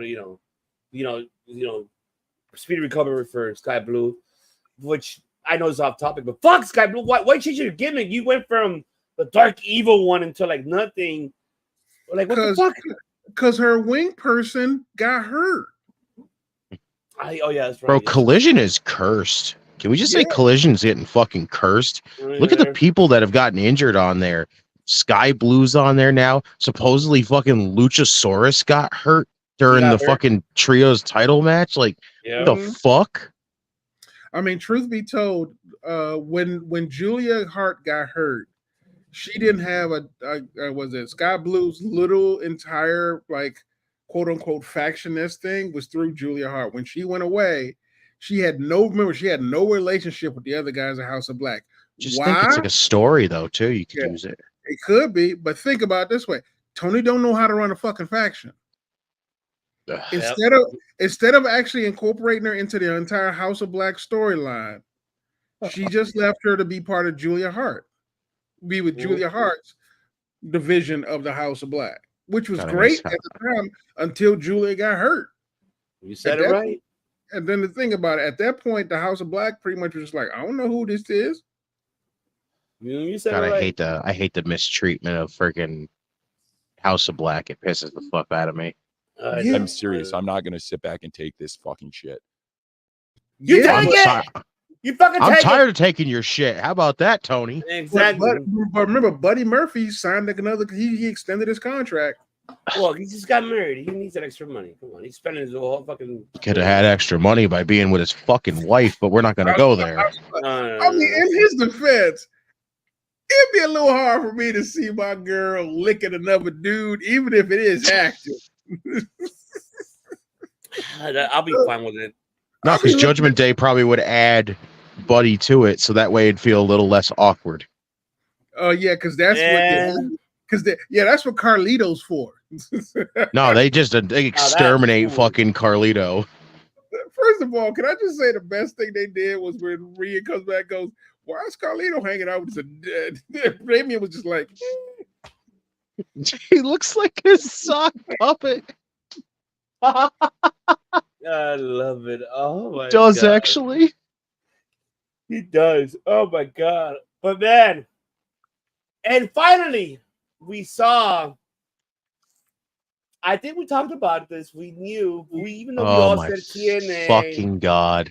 And I remember when we talked about maybe she could have been Tony Storm's bodyguard type of style, but it looks like she's the bodyguard of Mercedes Moné. About fucking time she showed up. But I feel bad for her though, because the reason why I'm not what she's doing, of course. I feel bad the fans were like, yeah, like you don't know who she is. Like, man, it's sad because she's very potential. She is so underrated. That woman is awesome, but she didn't get the hype that I expected for her to have. Like going, holy shit, chance. No, they were just quiet, like, okay. Well, remember, keep in mind the thing, she also had a very poor introduction. They gave her a contract, made the announcement, and then for like 4 months, we never saw her. You know what I think is also the issue? I think it's because of the fact that I think the fans are starting to see Mercedes being a little exposed here. It's starting to feel that way a little bit because it's like, look at all she's getting right now. She's got 2 titles. She's only had like fucking 3 matches. Now she's got a fucking bodyguard that everybody's freaking pumped to see. Like, it's.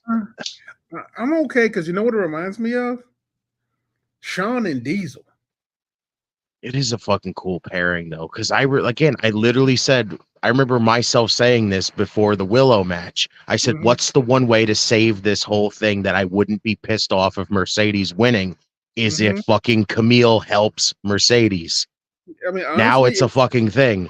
Dango even said the same thing, that he thinks that the 2 of them were going to end up being a pairing, and they're a fucking pairing. So somehow, between our whole fucking community, we willed this into fucking existence. I mean, but think about it, though. It's exactly like the pairing between Shawn and Diesel the first time we meet him. Shawn was the overprivileged, pretty much on the giving everything on the silver platter asshole, and he reached a point where like he brought in Diesel to be his heavy. Because shit, if you even look at Camille's outfit, it's almost the same outfit Diesel had. I mean, I can't picture Diesel in lace. I mean, it was Kevin Nash. Would you do that? Because I don't know. I mean, for a check, yeah, he would. Just agreeing with you. You speaking facts, homie.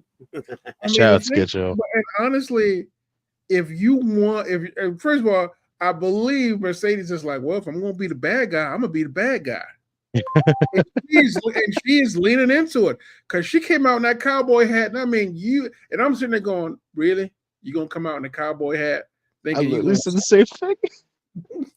But as a heel asshole, that is perfect. Literally go, Nashville. She's wearing a cowboy hat. I get it. Good thing that Chris Brock wasn't there for him to sit. Because I'm a cowboy, man. I mean, honestly, like I said, I told y'all before, Mercedes as a face is boring as fuck. Her as a heel. Oh, yeah. I agree. And she, like I said, that segment when she was with the Elite and your boy got thirsty, and Okada was sweating.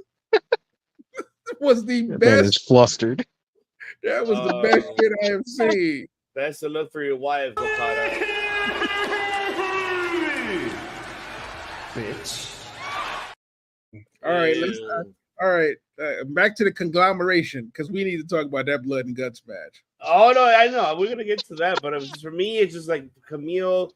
All right, and I know Britt was not what everybody expected. You know, like how you mentioned earlier, she just got back. She was out for a while. So Hey, I mean, can I just put it out there and say it as the guy who's basically been the not very excited for Britt Baker thing? I'll tell you this: that match with fucking Sheeta last night slapped. That fucking match slapped big time, and I just fucking God, Hikaru Shida. I love that woman. By the way, respectfully. Yeah, respectfully indeed. I don't need to get hit with that kendo stick. I know. Besides that, it's like Sheeta got thick. I don't know if people notice that. Nah, she's always. I think she's always been thick. She just ain't showing it until now. I know. She got a little. Maybe that could be. She got thicker or something, man. I don't know. She's opening the bakery now. Holy Sheeta, indeed. Well, the problem was that she got hurt and she put on more muscle mass, and she's been working out, so she's been trying to and she's been doing ROH. She's working on those nalgas, I'll tell you that. Those nalgas are something. So yeah, she's like I said, she's been working hard. I mean, shouts to Sheeta. Not to mention she got married recently too. So that's right, she's married. I forgot she's married to a baseball player. That's right. And then of course, shout out to Chris Jericho. I'll give him the fucking credit. He took those chops like a motherfucker for the 8 minutes. I'll tell you that. And knows he did not cut himself, folks. He didn't do that. You know. And see, Sheeta got young. Yes, sir. Yes, sir. He said it. Mercedes was ready to ride. Oh, hey. and just seeing that with him and Minoru, man. I'm surprised they could hang because Jericho. I mean, Jericho could always go, but like Suzuki got a very different style than Jericho's used to. I feel like, and that shit looked like it hurt like 6 times more. Well, yeah, he's so entertaining though. It spent 10 minutes chopping each other, and I was like, I'm enjoying this. I was glad to see that. I was like, okay, there we go. It's the most Jericho as of late that I have enjoyed ever watching that. What's cracking me up is they wrote Joe off because Joe has to go do movies. They wrote the storyline, honestly, was about full Hook, and they wrote Hook off. So the person they're leaning on is Shibata. Shibata helping Suzuki. How fucking weird was that? I know. That was cool as fuck. Like literally, because like truth be told, I have always begged for an Asian invasion at an American promotion. Bro, you got 2 men right there that'll kill anybody. Mm-hmm. Oh my God. You just call them Team Murder, and that's it. Truth be told, if I had my way, like literally, Konosuke would kick Don Callis to the curb, find Shibata and Suzuki, and run through the AEW. Bro, roster. what a fucking pairing that would be. Disgusting. Oh my God, that would be. But man, speaking about disgusting. Is the main event. Yeah, that's yes. Oh man. And then you mentioned My World. It's My World. What the fuck? Why would a For this segment, we're calling this a circle of conglomeration. I know. Miscombobulation. I just got a feeling, and I may be wrong. I got a feeling because we saw earlier Christopher Daniels got beat up by the Elite, of course, with double coin flip, whatever, and then seeing, what happened, and then also Jeff Jarrett coming out and Brandon Cutler getting fucking with the guitar. Don't be surprised Jeff Jarrett's gonna get involved in this shit. He'll be like, "Oh, I'm the GM. I'm the GM, folks. He's now turning face." Bro, he's basically an EVP now at this point. Yeah, it looks like he is probably. But this match, wow. These 10 men beat the shit out of each other. And who I really want to give a shout out to this matchup is fucking Mark Briscoe. That man really took it to the moon. And Jack Perry. I'll give it to Jack Perry. I'll tell you that. That guy took that fucking beating. That fucking on top of that, oh my God, coffin drop that Darby Allin did. Everybody really highlighted this match. I was happy the Acclaim We got to see the ruthless aggression of the Acclaim in this fucking match. We got to see, and just we're listening and watching. I'm not here disrespecting the LGBT community and nothing about that. I'm just tired of the goofy shit. They literally went serious here on this matchup. My man stabbed Jack Perry in the head with scissors. It is Fuck no. First of all, I'm sorry. The favorite is Swerve and that staple gun. Out here doing Oh, moves. yeah. Bro, that is so funny. It was literally a backbreaker staple gun. Like suplex staple gun. That man was stapling everything that was moving. He stapled Hangman in the cheek and then proceeded to give him a house call kick in the same cheek he stapled. What an asshole. And truth be told, I am now excited for them at All In. Now, Damn straight. I am now excited for them. Because first of all, it started off with that. That's not start, I'm sorry. It was that, and then he did that first speech where he was like, he broke into my house. We had to move. We gave to everything to y'all, and y'all don't give me nothing. And remember, it ain't Hangman though. It's Brian. Yeah, but I was sitting there looking at him, going, you know what? Yeah, Swerve did do that, and we just forgot all about it. Forgave that man for literally scaring the shit out of a small child. But we, like I said, we're the assholes in this situation. Exactly. So I kind of feel like Hangman got legitimate beef. Besides with Swerve, he's got it with us. We all gonna get it now. Like he deserved to be the heel because we did turn our backs on him. We did turn our backs on him. How many in the IWC are gonna get tied up, hog-tied, and dragged behind a horse tonight? Mm-hmm. It was incredible though, man. I can't. Truth be told, when Darby was like, "Say I quit, I'm gonna set his ass on fire." I got so worried. I was like, this man, like, without even physically telling us, is telling you, listen, you know what I'm gonna tell you right now. If you don't quit, you know who's up there right now? You're about to join him. Like, I was like, damn, Darby. I set his ass on fire once. I will do it again. I'm telling you, if this isn't leading to Jack Perry and Darby Allin in a fucking Inferno match, first ever Inferno match in AEW, what the fuck? I just want Darby and them to go. This Darby go, I have the high ground, and then throw Jack into a fire pit. Got the high ground. I gotta give them credit though, man. They fucking did a great job, all of them. Yeah, the funny thing about Blood and Guts is you think, okay, I've seen everything, and then you go, oh, I have not seen everything. Man got crucified and almost set on fire. What's gonna top that? Wait, did Max Caster get thrown off near the top of the cage down No, it was Anthony Bowens. Anthony Bowens. Okay, yeah, I couldn't tell which one it was. No, Caster got the fucking full mouth of thumbtacks and then got a super kick party. Oh my god! My god, my mouth hurt watching that. So, truth be told, I think they're winning the tags at All In. The Acclaimed is? Yeah. They should. You have them go over FTR and the Bucks. They're even saying about adding FTR to that. Might be a triple threat one. I don't think so. I don't think because FTR hasn't been a part of this at all. And they've been taking a good long break. So for me, it does not make sense for them to be in this. Although I would put them on the night after, the week after All In, like an FTR versus the Acclaimed. Right was after FTR in the match in the first one with the Elite, right? No, I thought they were. I don't know. Anyone watching? Could y'all give us help on this one? It was Anarchy in the arena, right? Yeah. Was he claiming part or FTR was he talking about? FTR. I thought they were. They were. See? So there we go. So they technically were a part of this at first. Yeah. They were a part of it. So fuck, that's gonna be a tough one. I don't know, but you're right though. I think this is where the Acclaim should get their tag team championships for sure at All In.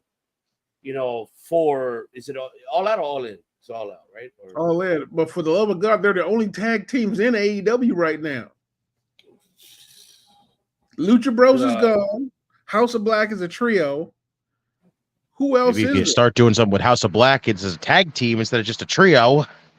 Yeah. FTR is basically on hiatus for injuries.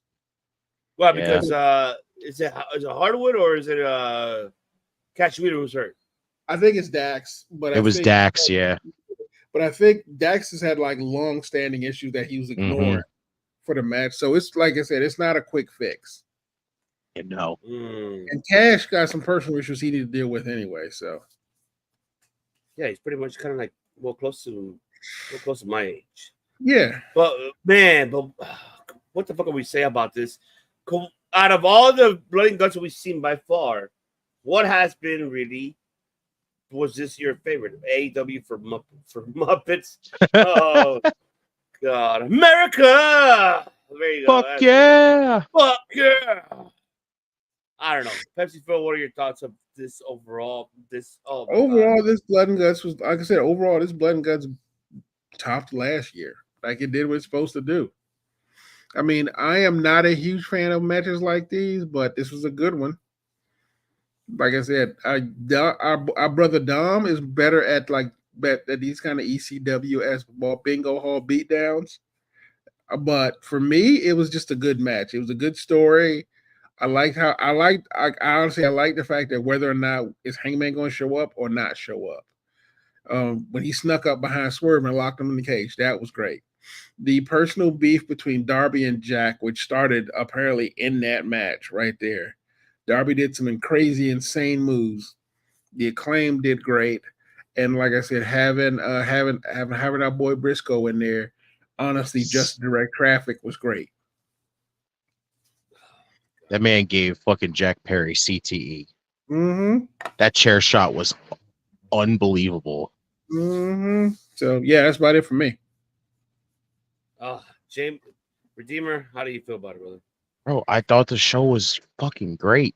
Like, I didn't hate anything on this show all night. Like, the Blood and Guts match was freaking wild. Britt and Sheeta killed it. I love the fucking Tony Storm, Mariah May stuff. Like, that whole segment right there of just Tony and Mariah just being held back with Tony just screaming, "Are you prepared to die?"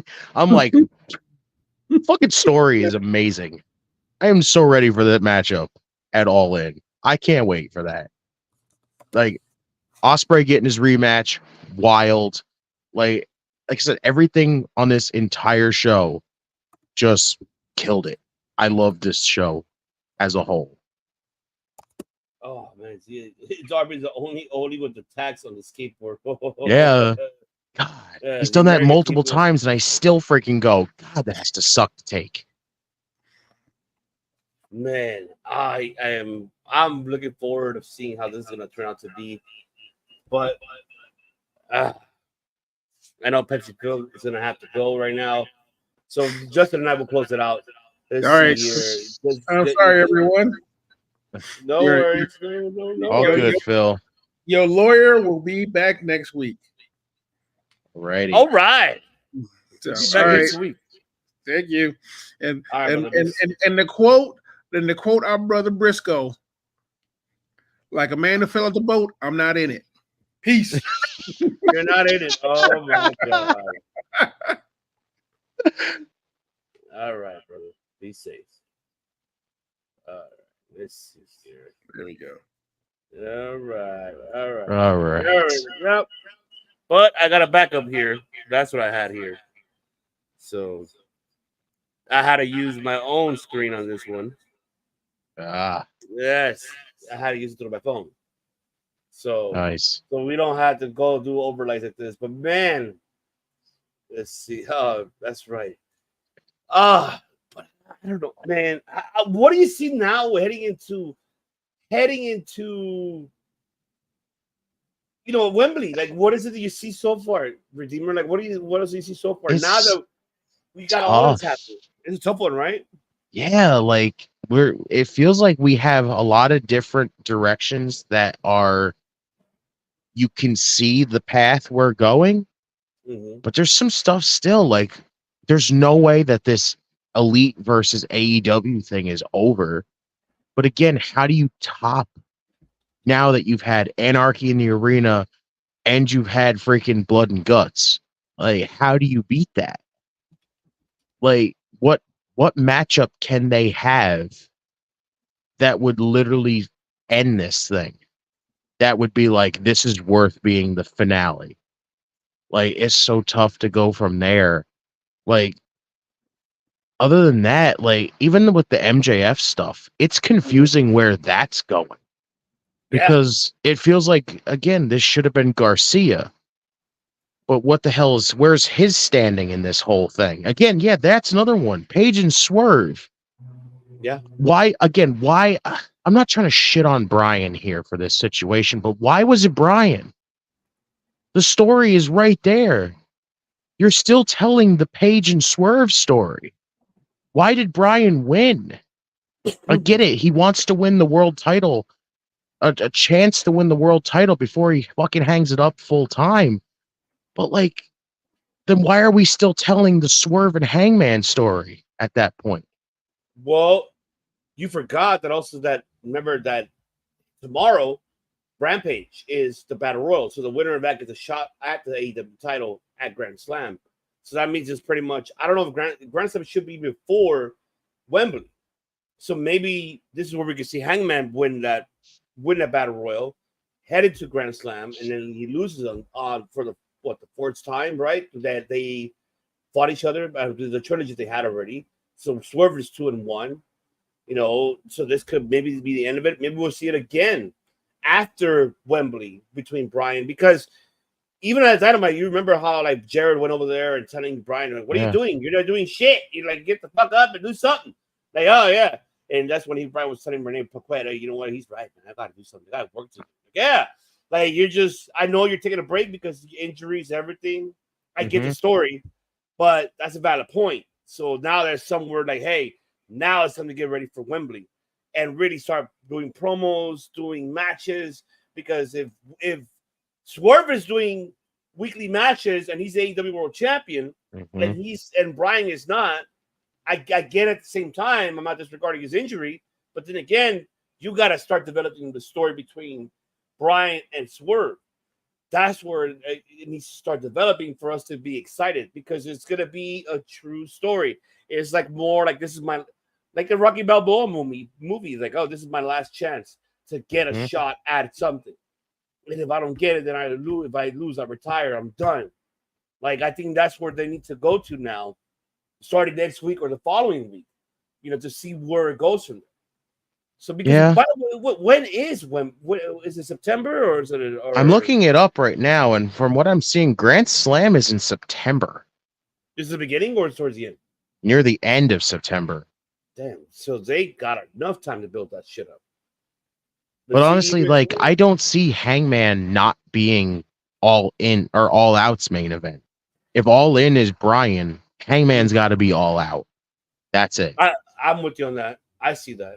Like, just saying here, he's like, because AEW never makes sense, but then it makes sense, right? I mean, that's how the Redeemer and I get with that shit. It's like, fucking Tony Khan, what the fuck? I mean, he makes a lot of sense sometimes, but other than that, sometimes it's just like, you guys make up your own decisions, it feels like. And it's like, well, that doesn't really help. It doesn't. It doesn't really help on this one. That's why I'm like, what are you doing?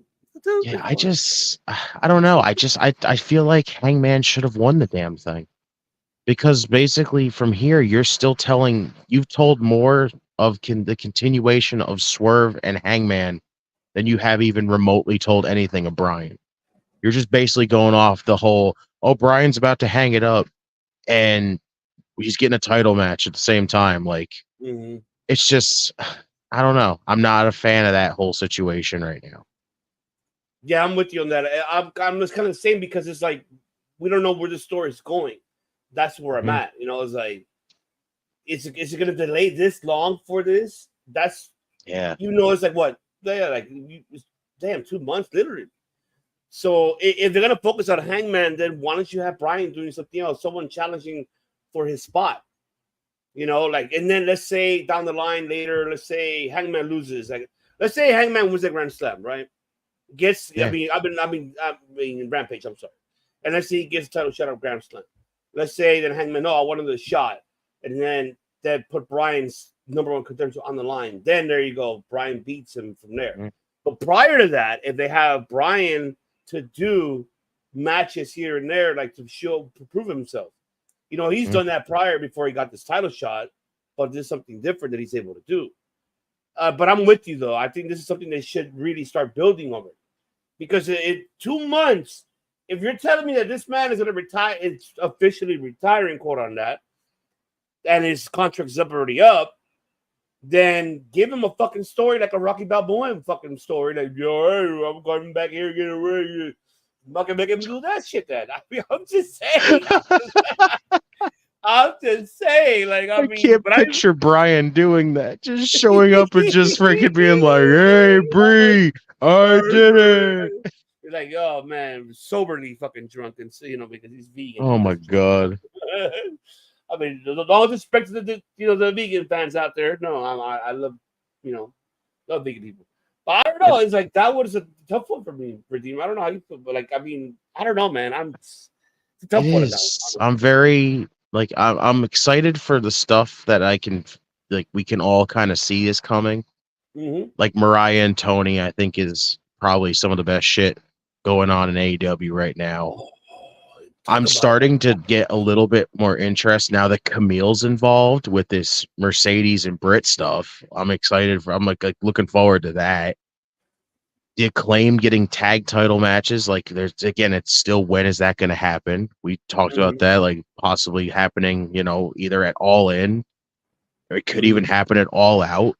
Could be either one at this point. Again, the ones that just really are kind of like branching off and just really confusing is like MJF's as to why it's like, what was the point of taking out Danny if you were just still going to be in this whole story with Will Ospreay? Where the hell does Danny freaking play any freaking part in this entire thing? But bro, not only that, brother, but what the Pac stand in this? Didn't Pac I know that too. What the fuck? Didn't fucking Pac won that fatal 4-way to get Yeah, how do you have a fatal 4-way and give a man a number one contendership match when you don't even know what you're doing with the fucking champion to begin with? This is why I just said what he said. It's like, never makes sense, but it makes sense. Like, I guess so, but man, where's Pac in this picture? It's not like a 2-night event. It's a fucking what? Unless you have, you know how he did, MJF. Remember when it was Adam Cole, the defending tag team, and then he wrestled later on? Unless he do that shit again for him, I don't know. That's where I'm confused on. Yeah, because even Pac said he wanted to have it at Wembley. If Ospreay's facing freaking MJF at freaking Wembley, where's Pac's Wembley moment then? Yeah, where does he stand on this shit? There's only one thing I could think of that makes any freaking sense, and that's if a certain somebody's coming in, aka Ricochet, and Pac throws a freaking open challenge out there. And one. There's your open challenge. Man, I wish you could have that theme song. Got Pac and Ricochet as at Wembley. Good fucking I'm down lord. with that. I am so down with that. And that's what throws me up on that one. I'm like, what the fuck that's kind of fucked up. You literally, honestly, you know what I thought when the whole segment for that one, I thought Pac was gonna come out and you know what, you bastards, this is my shot. Well, this is not yours. Like, unless we're gonna get it next week on Dynamite, then he says, wait a minute, hold on, this is my shit. It's not yours. The fuck are you doing? Even if you want to make it something big, triple threat. Yeah. But if you want to involve Danny, fatal 4-way, something. That's a big ass matchup for freaking Wembley. It is. Ospreay, freaking MJF, Pac, and freaking Danny Garcia. That's freaking wild. Fuck, man. And that was wild, man. I don't know what they're gonna do with that one, honestly. That's where I'm lost on that one. They got enough time. How you said it's like by the end of September. They need to figure that one out for sure to continue the story where that's going. I mean, get this. I'm looking, when I look up the Grand Slam thing right now, I'm looking at this and they have a match on here teased right now. Which one do they have? It says either The winner of Swerve and Bryan faces Darby Allin for the world title. Already? So, like, what is that That's making sense. have to do? If that's legit, what does that have to do with anything? Don't fucking say. Oh, yes, I'm gonna say it. It's the banger, baby. The banger of Game Breaker Sports, folks. Oh, I'm looking for it. I want to look for it. Where is this? You see, this is what happens. I have to have everything. Oh, here it comes. The Poppy right here that I love so dearly, who has been killing it now with the premiere of Game Breaker Sports, folks. Make sure you subscribe to Game Breaker Sports. This man provides you good shit. And of course, we're a familia, basically us with the network and their network. It's the same. We're the banger after banger after banger after banger after banger after banger after banger. Banger. Ah. If you ain't banging with us, what are you doing? I know. He said, like, I meant Justin, don't spoil that match. Bro, why is it even a fucking thing? Why is it, though? Why? I don't get it. Darby's literally just fucking threw out a challenge to Jack Perry. What does he have to do with the world title? What? That's that's where I'm lost. What the fuck does that make any sense? Like, this is so what is it? So what is the point of him throwing out a fucking challenge to fucking Jack Perry then? So what was the ending? The point of that ending then last night? Spoiler alert. Listen, Tony, fuck are we doing here? He's.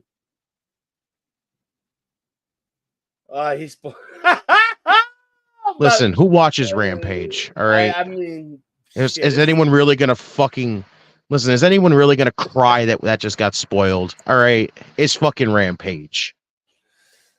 Yeah, it sucks, folks. Even though we're not piece of shit Alvarez and Seltzer, but I mean, it's there. I guess They could have an exploding barbed wire death match on Rampage, and nobody would fucking watch because you know why? It's Rampage. See, even Tim saying I wouldn't have watched it. See, thank you. So what does it matter? I know, like, where does it matter? I'm so lost now. Darby Bryan and Washington. Like, do we really think Bryan's gonna win though? That's the thing. Because honestly, I don't see the point. I know Bryan wants to fucking retire and you give him the world title, but what would be the fucking point? You have Swerve win the damn thing. If Swerve is gonna freaking face Hangman at All In or at All Out, technically, if it's what we just talked about, you don't have Swerve lose to Bryan. I love Tim, man. I know. You're like my brother, all right? My brother's the same fucking way. He loves battle royals too damn much. Why is Bryan the match to see the win should be Hangman? It's exactly what I'm saying. It should have been Hangman from the fucking start. I've said that already. It should have been Hangman. I fucking been saying that before we got to the final. It should be Hangman winning the thing. I get Bryan wants to retire on top, but what the fuck would be the point? Bryan does not win at fucking Wembley. It doesn't make fucking sense to have that happen. If you're still telling the Hangman story, you're not taking the world title out of that situation. That's what I was saying earlier, Tim. I was, just now talking about that. Like, this could be like, yes, I do. I thought that this could have been a case if that was the case of the Battle Royal winner. Boom, there you go. But I don't know, man. I don't know what the fuck they're doing on this one. It's a tough one, honestly. This gets more and more tough now. I don't know. Because again, you're telling one story, you're not telling another story, and then you're interjecting other pieces into this and going, okay, it works. Right? Like, that's what I'm like, what the fuck? I'm so lost now. I know. I am so lost on that one, too. The only thing I know is Hangman and Swerve, and now you're telling me, hey, Bryan wants to retire, and he wants to retire on top. And it's like, yeah, but more intriguing and big story right here. Bryan and Jack Perry at Wrestle Dream? I thought Bryan was done after freaking Wembley. I thought No, that was remember- it. No, because remember he got injured, so they had to extend his shit.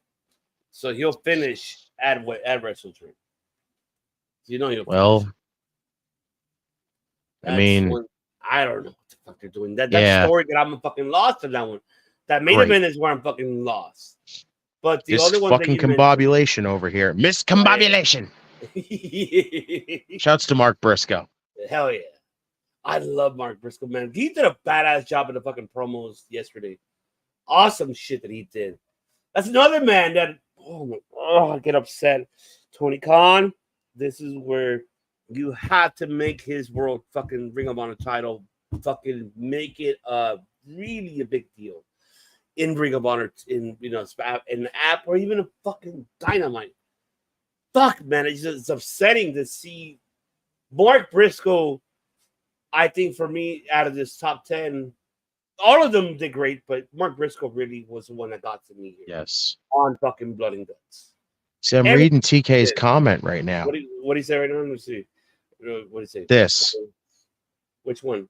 Brian should win the belt. Hangman versus Swerve doesn't need it. The point of the fucking feud of Hangman was literally to stop Swerve from winning the world title. Swerve has the world title now. It's to take it away from him. It's taking everything away from Swerve. You don't just take away everything from Swerve by going, yeah, the title's not involved here in this situation. I'm just going to beat you. I can't see it going any other way. Unless Brian does win it, goes to Wrestle Kingdom, have his last match at New Japan because of Wrestle Dynasty, and whoever he wrestles on that day, he loses the belt. The question is, who should he lose the belt? Yeah, that's the part too. Yeah. Yeah. That's where I'm at. Like, Kenny's not going to be ready by then. Yeah, because really. Because it would have made sense, honestly. If Kenny Omega wasn't where he's at right now, I think Kenny would have been the one. Because remember, when Brian made his debut, who the first one he wrestled? Kenny exactly. Omega. It would have made fucking sense. If Kenny winning into Japan, winning the AEW World Championship, regaining it, would have made a lot of sense. What's up, Streets? Oh, man, check out Streets. What's up, baby. Bro? Love that man. He's been kidding with the man. Streets, you gotta get me on top of everything what's going on in the world of baseball, man. Because man, the All-Star's already over. I need to know where my Dodgers are at, man. I know it's horrible, but you gotta tell me, Streets. Much love to Streets, man. Check out Roto Snappers on Game Broker Sports. This man provides a good shit, and as well alongside with his other calls that he has for fantasy football, fantasy baseball, anything what you like. This man is the man. He is the man of 1,000 words of sports in his mind. And he'll tell you that. That's for sure. But man, I think that unless you go that direction, though, Redeemer, I don't know, man. I don't know. That was a tough list. See, that's a tough one too. Then, because even if Brian freaking wins, where does Brian go from there? Who do you have him face to drop the title to? Unless it is Omega. But then again, we don't know when Omega is coming back. Do you think Omega will be ready by then? You think I don't know. That's the tough part. Like that freaking I don't know. I don't like even it's the same question gets thrown around there if Swerve retains. Because clearly he has Hangman next after that. But after Hangman and that gets done, who does Swerve have to face? That gets even more difficult. Like, I don't know. That's where I'm at on that one because I don't know what they're gonna do with that. I just don't know.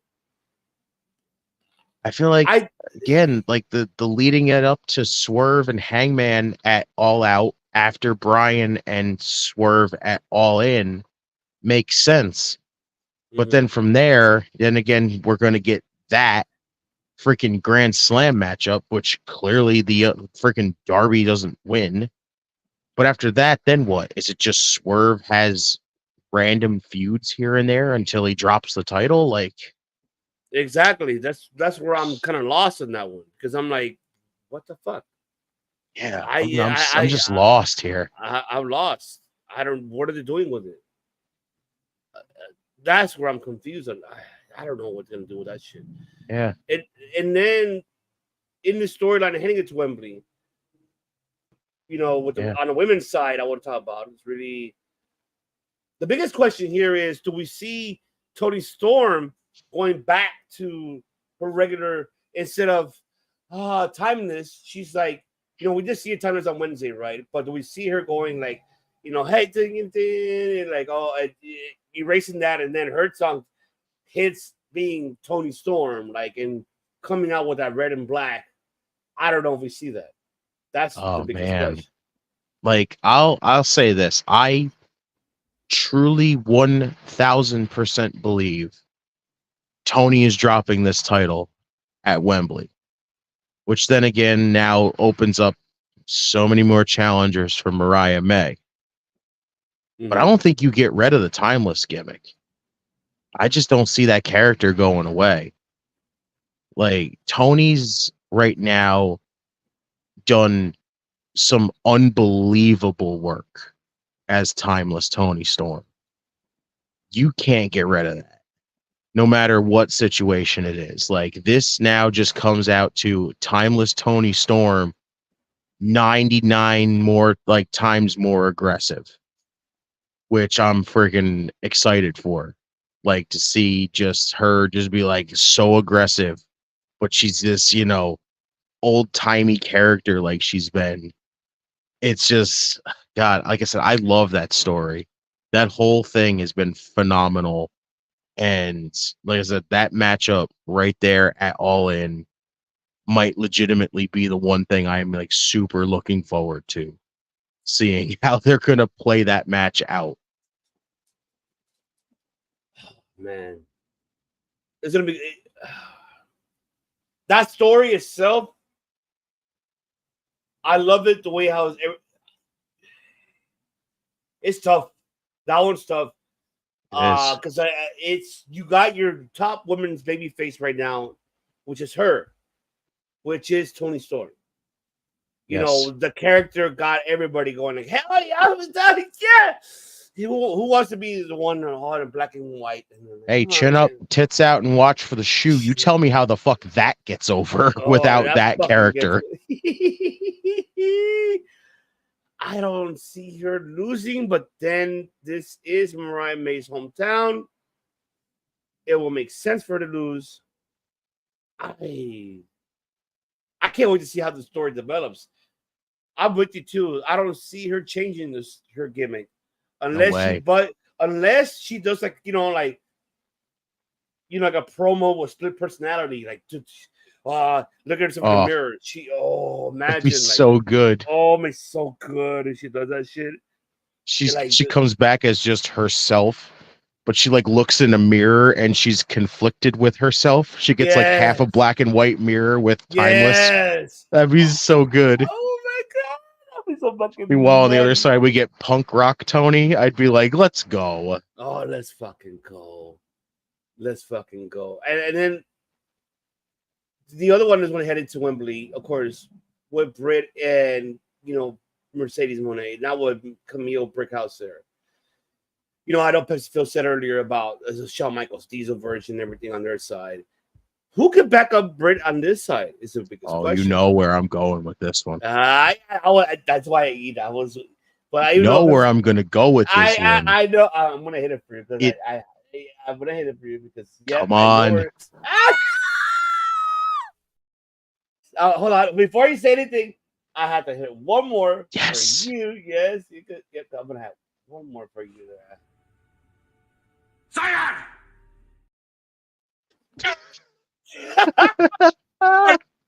You're gonna stay because you already know. I already know what you're thinking. See, Devious right here. Devious Redeemer. We're yes. Oh my god! This has gotta be Jamie. Thank you. This has gotta be the thing. I'm telling you. Now that Camille is involved, you cannot tell me that after this match, when Camille fucks over Britt, and they start doing this after freaking match beating, that we don't hear that music come out. Wembley will lose their fucking mind when that woman comes back. They want we all keep sitting here fucking twiddling our thumbs asking the same question. Where in the fuck is Jamie Hayter? This has got to be the fucking moment right here. It's got to be. Bakley, if you want to come in, Bakley. I know that you're at home. It's got to be the moment. This has to be, and like, what a perfect place to do it. In the UK, she comes back to the UK. She comes back to AEW to help her friend. You can't tell me that anybody is not fucking intrigued at a Camille versus fucking Jamie Hayter match. Like, holy shit. I am ready. I am excited. It's probably the one time at a Britt Baker associated thing that I am fucking excited for, because now you're bringing back Jamie Hayter. Do it. That fucking make. I was waiting. That's why, like, on the chat, I was like, I'm not saying shit. I'm gonna wait until we talk about live, and I knew you were gonna say. Trust me, I didn't even question you. I was waiting for you to say it. I was like, I'm waiting for Justin to say it. I have to say it. He'll say it because he knows how to break it down better than I could. And you did.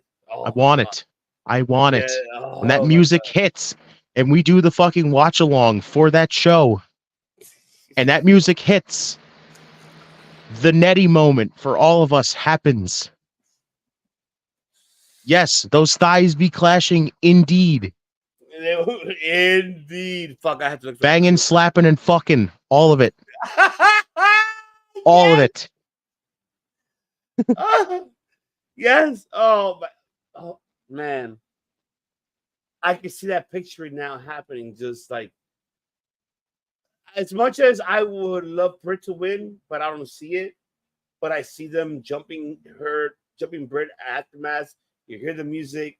Jamie Hayter is your last resort.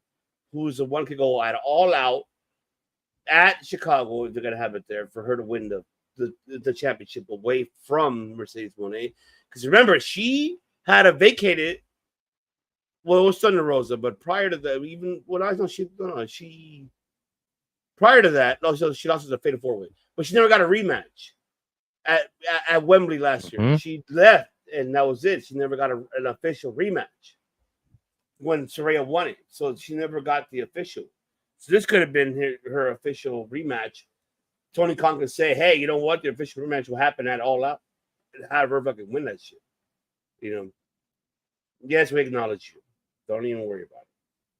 We do it. The one thing that's like, the only thing I'll also throw out there is when you do it, tease it. Don't have Camille and Jamie touch. All right. Just tease it more. There he is. Even though you're not Pepsi Phil, but we can be Pepsi Phil for now. It can be for now. Why not? The man of 1,000 words is Bakley here. The other host of the Dojo Debate and other hosts alongside. Do we call him Pepsi My IQ? Pepsi My IQ. Hey, I could be the opposite. I could be Starry. Oh God. R.I.P. R.I.P. Sierra Mist. But you heard us earlier, Bakley. What the fuck? Like, especially with with Jamie Hayter. Oh my God. It's got to be, right, Bakley? It got to be. What do you think? It just sits out perfectly for them. Just like I said, you have Camille there as the reason for them to pull the trigger on Hayter coming back. You have her help Mercedes get the win, and like you said, they do like a beatdown afterwards. Then you hear all the sirens hit, and then boom. Because where is Jamie Hayter from? The UK, and you get that big pop for a return, kind of like with Britt Baker getting the big pop when she came back at Forbidden Door. No one knew, but we kind of know that maybe Hayter's on the way back, but you want to get the big pop for the return, and then boom, then you got that 2-on-2 that you could easily book for All Out 2 weeks later. Hayter and Britt versus Mercedes and Camille. Oh my God. But do you see Jamie Hayter really getting her shot at All Out and then winning it at defeating Moné? She could. That's the biggest question. She could. I don't see Britt winning here. I love Britt. I don't either. I just don't see it. I don't either, because just think, you could use that as the way to split Britt and Jamie up in the end anyway. Yeah. Just think, Jamie beats Mercedes with Britt just kind of feeling jealous in the end, just kind of looking at her all the time, going like, "That should have been my position. I should have been the one to do that." And then you got the people talking about why is Camille basically an enforcer? That's what she did in NWA with Nick Aldis before she broke out. You give her. Damn it, bro. This is our boy, the man of 1,000 words, the other host, alongside with Justin on Tuesday. Oh my and the God. host of the Dojo Debate. That is Dan Baker, the man of 1,000 words. That's right. Bizarro word. That's what this is right now. Yeah. Even Justin's laughing. He's like, it just basically reverses Wow. Reverse vitiligo.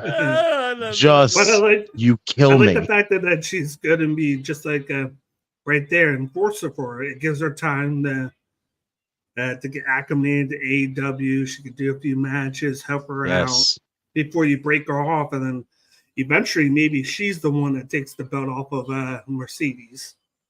Yes. Oh man, it's a tough one. It really is. It's at least one thing I'm happy they're getting stories at least now, heading into fucking Wembley. We got those, and then let's talk about Darby and fucking Jack Perry for the TNT Championship. Now that's the one. Now. I know he deleted that shit, but people pretty. I'm telling you, if that is not leading to anything that doesn't involve the two of them having something related with fire, then I don't know what is. Talk about that. What do you guys think about that? It's got to be. They got to be having like a fucking Human Torch match or something. Oh my God. It's either that or just like it has to have something to do with brutality, something to do with weapons, you know. Like basically their whole feud has just basically been fire. Darby lit Jack Perry on fire. Freaking Jack Perry tried to run him over with a bus. Fucking Darby tried to light him on fire after he crucified him on a cage. Like, it's just basically these two are gonna just murder each other and then light each other on fire. I don't know, man. Braun Breaker Halls, that's a problem. He's like, yes, talk Derby and surviving. Flamethrower on a pole. Damn, if that ain't the most Russo sounding matchup I've ever heard. Oh man, I don't know. Let me tell you something, bro. We're going to put this flamethrower, bro, and stick it up on this pole, bro. I'm telling you. Hey, bro. It'll absolutely connect. At least it's not Judy Bagwell on the pole, bro. Bruv. Well, I mean, y'all break it down on that one. I don't know how you guys feel about that one. That TNT title's on the line. I don't know how you guys feel. Hey, it's a good feud. They at least have a little bit of story with that, and then of course, with the fact that Darby got hurt, went away, came back, did that thing, and they literally hung him upside down to get beat. And it was kind of like a little bit of like a reverse movement where he got to get revenge on Jack and the Young Bucks and had them say, "I quit," just so he could get the match. Because it wasn't like. And then God intervened and then let him get hit by a bus. Yeah. So it worked out for the story to progress it for the title match. Kind of like what happened with today at Comic-Con with Mercedes and DMD, where they did the whole thing there to get Tony to make the match. Oh yeah, he did do it at Comic-Con, did he? He did. Yeah. I don't know where they're gonna go with that. Honestly, I have no idea. I am intrigued of how they're gonna. I'm just glad. Who the fuck is helping Tony Khan writing fucking stories now? I think he's been fucking listening to us for a long time. Not who, what is. There you go. What is? yeah. And let me tell you, I told you so with Okada and Hangman. This man stapled that man's middle finger. This man was like, I never trusted him, and boom. They even said, get in the ring or you're fired, and then he accidentally hit the lariat on Okada. Yep.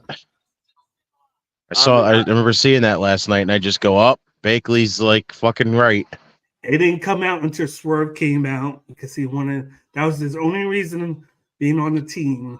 This is a nice little feud just to go over, just to give Okada somebody to go against and to kind of derail Hangman from going after Swerve for at least like a couple weeks. Yes. That's where I'm like, what are they gonna do with this? Like, I don't know. The Bucks send Okada. Just think, the Bucks send Okada in to basically just be like, he doesn't want to freaking be with us. So guess what? We're gonna fucking punish him. Yeah.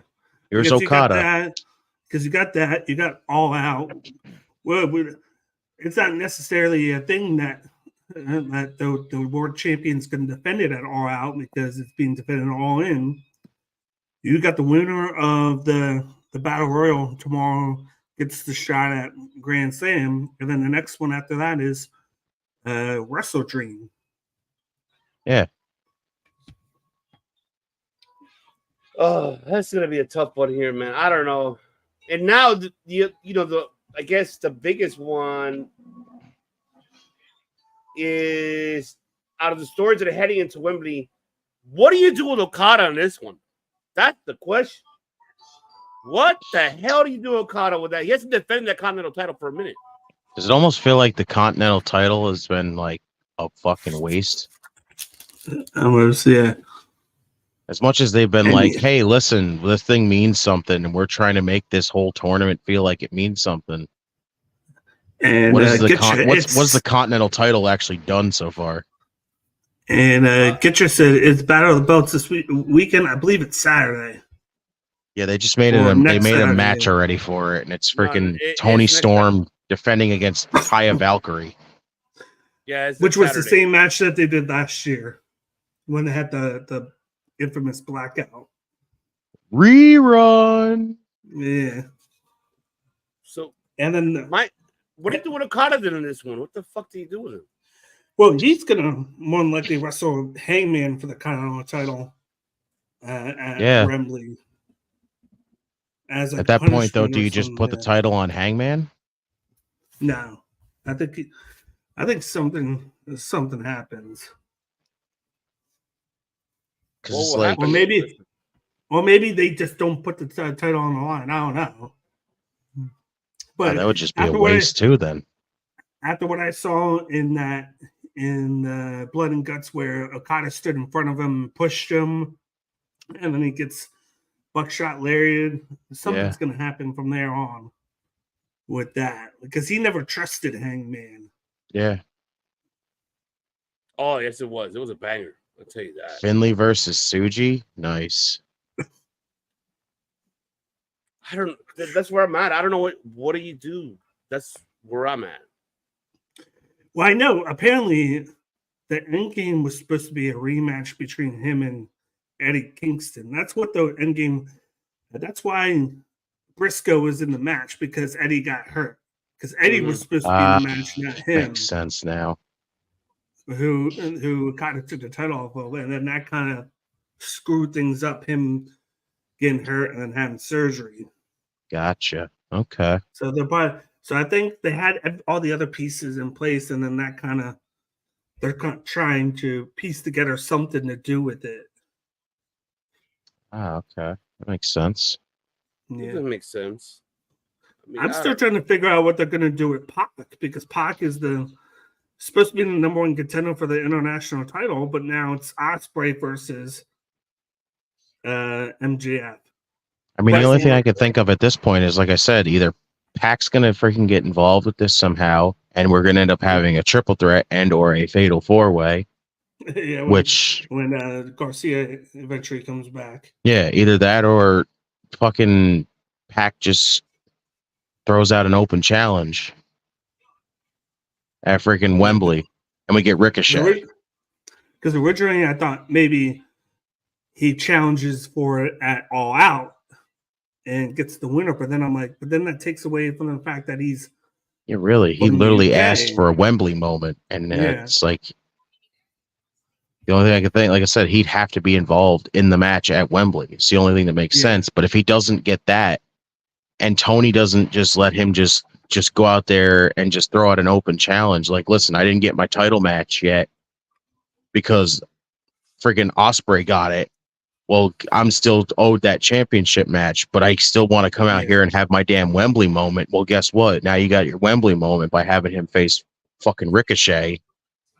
Like, that's a hell of a Wembley moment, if I'm concerned, if I'm being serious. Yep. That's the only tough one there. I don't, man.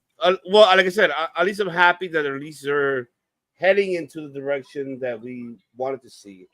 Yes. Now we got two more things that we will talk about, but you know, of course let me put it up here because Baker came in unexpectedly, but but it's fine. So we know that you're not Pepsi Phil, but we know Bakley made the hot tag when Pepsi Phil tagged out. Yes, he did. So far, we got this preview coming up for tomorrow night. We do have Last Archer in Action, Layla Gray versus Chris Statlander. We have the Outrunners, Private Party, The Righteous, and Cal Fletcher and Rouge, which that's a surprising fucking team because you guys break it down to me because I'm trying to get this understanding. Is he now officially part of the Don Callis family or not yet? I believe he is. I don't know, to be honest with you.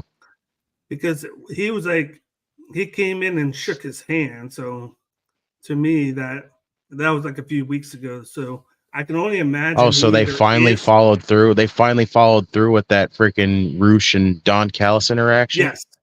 Yes. Okay. So I can only Makes sense, assume then. that it's either he is or he's working with him. And not for okay. him. That's what I'm trying to get an understanding on that one. And then you have the Grand Slam Royal, for the number one contendership, Royal Brand Page, which of course that was already been spoiled, so I'm not gonna say anything about that. I mean, like I said, and that whole situation is weird in its own right. Yeah. You have Holograms debut. Tony Khan's little favorite toy is not gonna debut. So there you go. He got his Buzz Lightyear coming out. We're not fighting for once. Sky Blue, who was is this old? I think it is old. Oh shit. This is old, yeah, because he already debuted. Yeah, this is last week's Collision. Okay, that's cool. I guess this is what happened, but I guess there we go. They haven't announced. I haven't seen anything announced for Collision yet. Me neither. Tomorrow we have Death Before Dishonor. Probably why. Oh, that's right. Wait, is it? That's right. Is it tomorrow? Right? Yeah, it's tomorrow. They already have everything announced for it. Oh, shit, I forgot all about this. Where it's on her. But at least we could talk about this one, though. I mean, Rampage. What can we get out of that one? I mean, we're getting Layla Gray. Poor Layla Gray. Another one, man. Another talented girl. You haven't done much with this one. But she's back from injury, so that's good. Yeah. I don't know what are you doing this one. I mean, preach about Rampage, gentlemen. I don't know who wants to take on that one. I don't know what to say on that. I don't really either. Like, I have really nothing on Rampage because, again, I don't watch Rampage. Well, it's a good lead up for Statlander since she's going to be essentially next week on Dynamite doing the title eliminator with Willow. So you get her in action to kind of. Apparently, there was another Battle of the Belts match announced right now. Yes, it was the Ring of Honor trios. Yeah, but there's also Willow. Willow's defending the CMLL title. Okay. Against Deonna Purrazzo. Because you got Dark Order versus Dustin Rhodes and the Von Erichs, and the winner will face Wait, Strong, what? Taven. Dustin and the Von Erichs? Yes, and the winner of that faces Taven, Bennett, and Strong at Battle of the Belts for the Ring of Honor Trios titles. It's so hard to give a damn with the freaking Ring of Honor titles anymore. Apparently, they're trying to put more focus on it now that it's in Texas and they're in a spot.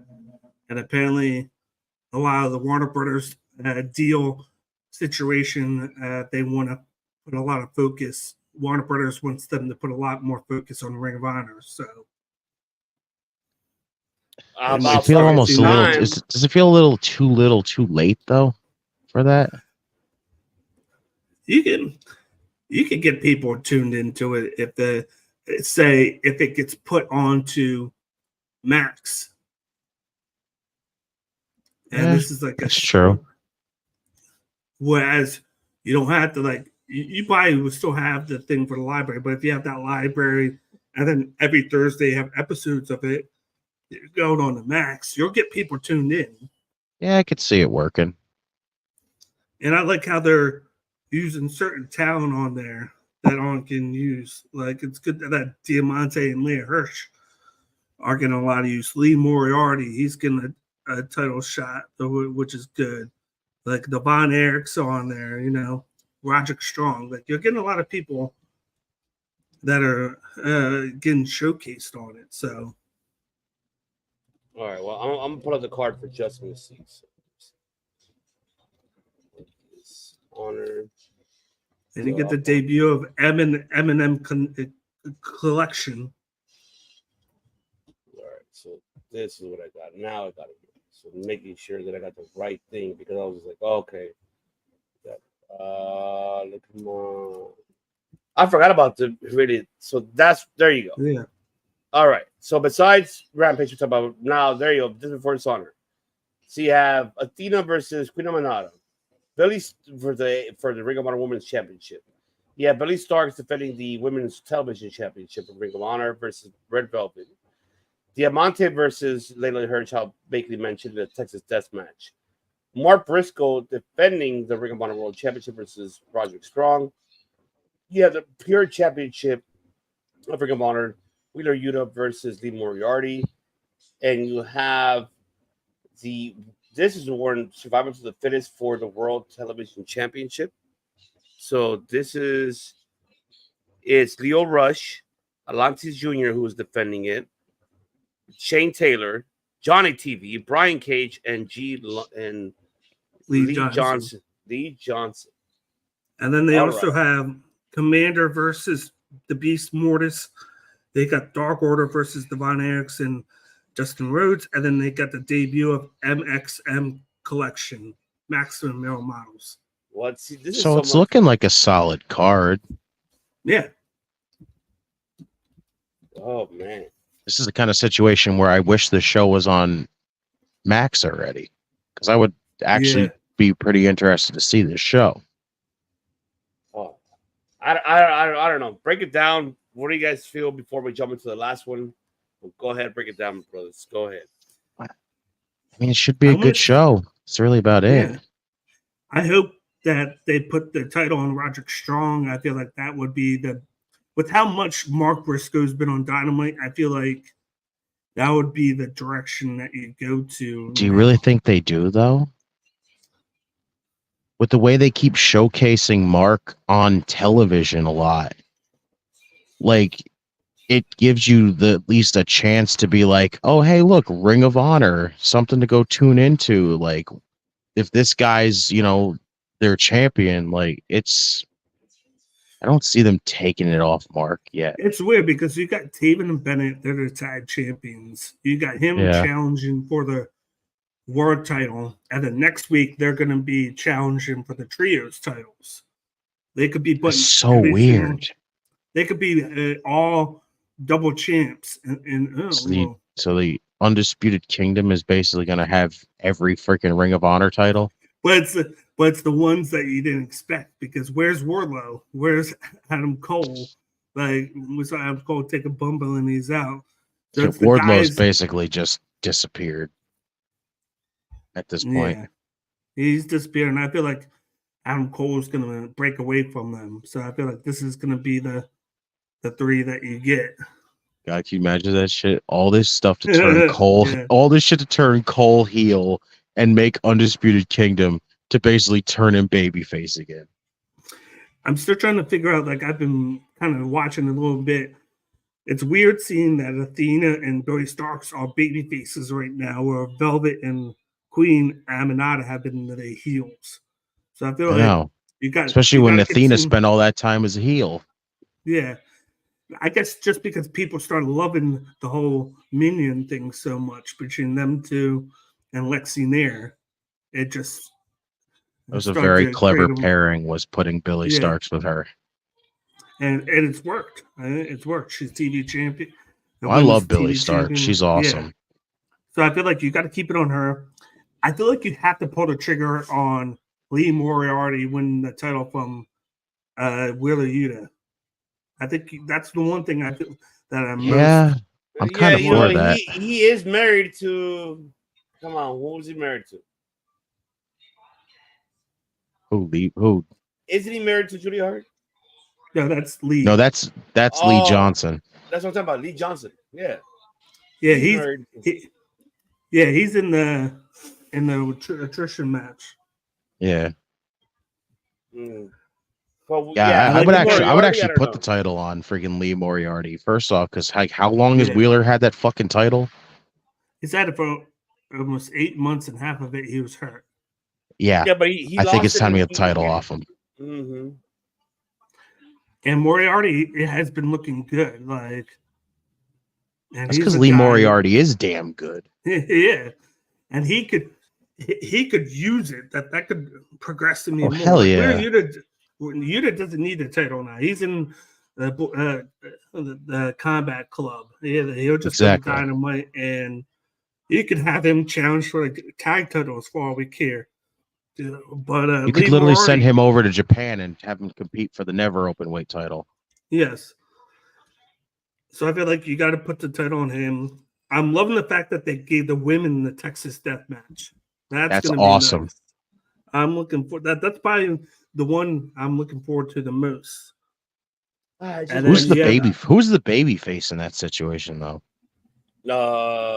Isn't Diamante the face? Because didn't Layla come back as a fucking heel? She came back as a heel, but then she was doing a good thing with her and what's her name, who just signed. I feel like I'm drawing a brain fart here, like right now. I am Rachel Ellen. Oh, Rachel Ellering. Okay. And a Ring of Honor AEW deal like a couple weeks ago. That makes sense. Okay. So I think Diamante is the heel right now. Anyway, we'll see. And I'm intrigued to see the Maximum Male Models, what they bring to the table in over here, because we know what we got from them. Because this could be a whole different reset for them. Yeah. So I hope so. I'm intrigued. I'm with you. I hope so. Man. Let's close it out here with the last one topic of the night. That is, of course, Slay the SmackDown preview coming up with the next 24 hours, folks. Man, story's developing here. I just don't know where it's developing here. The one that gets me intrigued is really LA Knight and Logan Paul is the one that got me. Yeah, baby. Yeah.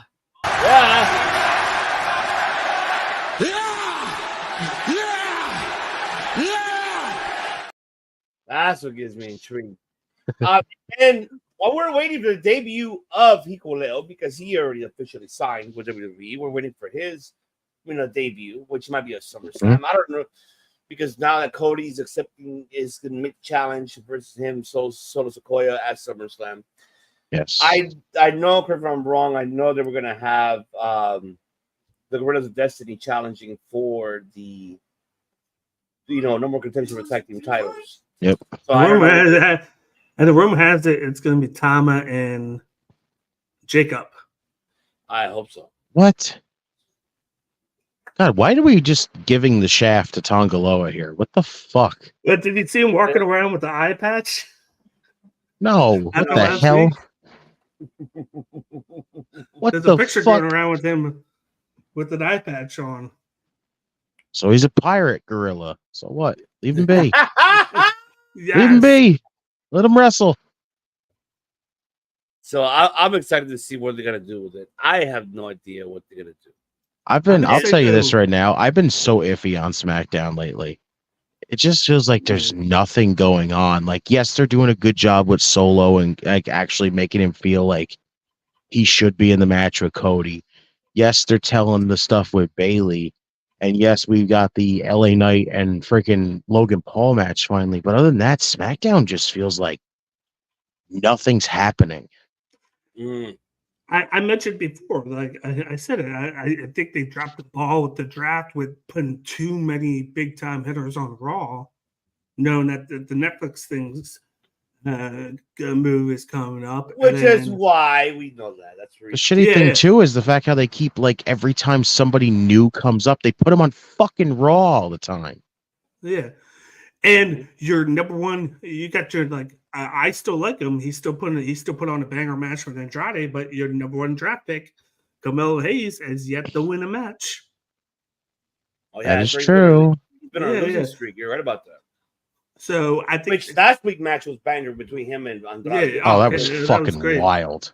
And it seems like Andrade's getting that steam, but he's far away from the world title picture that you could use. But it's like you don't have that many people. Like AJ Styles has been gone for a little while. Yeah. He didn't know a match. We Nakamura is non-existent, but then today in Japan, he's in a world title triple threat match on the live event with him, Styles, and Cody. So, but it's like you draft him to SmackDown, and he does nothing on SmackDown until you get to Japan. So it's like you could be using a guy like that in that mid card to main event scene. Like he's a guy that could that. I know he's done stuff with Cody on Raw at the end of the last year, but you can kind of continue that. You have a built-in story between the two of them. They just At least aren't keep the doing consistency, something. Yeah, and I know they're gonna get more, possibly get more kicked up when Roman and Jimmy come back, but it's like there's only so much you can do with that. Like they're just going to continue with the bloodline thing, and it's going to be the same shit. That's where that's where I'm kind of like, what's next? That's where I'm at with that one. Because they're really not building much. They only remember this is the last week of SmackDown. Well, one more, but that's before SummerSlam. But they haven't really built up. Where like how Justin mentioned, like the Redeemer mentioned, it hasn't really got us hyped up. Raw has been more hyped up than fucking SmackDown. Yeah, and this was a pre-recorded from last week. Yeah, that's right. The double taping. The double taping. Like just like you said, though. Like I'm invested in LA Knight. It was just on Cody's podcast last week, which that interview was awesome. Between the two of them, with the behind the scenes stuff, I think you have to pull the trigger on him winning the U.S. title. I think he's drafted. That could open things up to make the mid-card scene better on SmackDown, where you have like a LA Knight defended against like a Andrade or defended against like a Carmelo Hayes, and you can slowly open that up. And I feel like with the tag thing, with more like it's the bloodline, I feel like if you want to better the brand, you'd have DIY win that match somehow. And then open things up with the tag division, because like I like the fact that they're doing the 5-way tag match, but you need to put a little bit more focus on the tag division, because you got tag teams on there that haven't been used that much and are getting more used on NXT than they are on the main brand. That's where I'm at on this one because I don't know what they're doing with this. That's where I'm kind of like, all right, what are you guys doing here? Doesn't have us really like, oh my god, hey, let's get invested. Yeah, that's where I'm at. I mean, I am with you on the other one. I think that one they got to do something with him. I think, I don't know. He needs to do something. That speed title doesn't mean shit. That's just my. It's true. Yeah.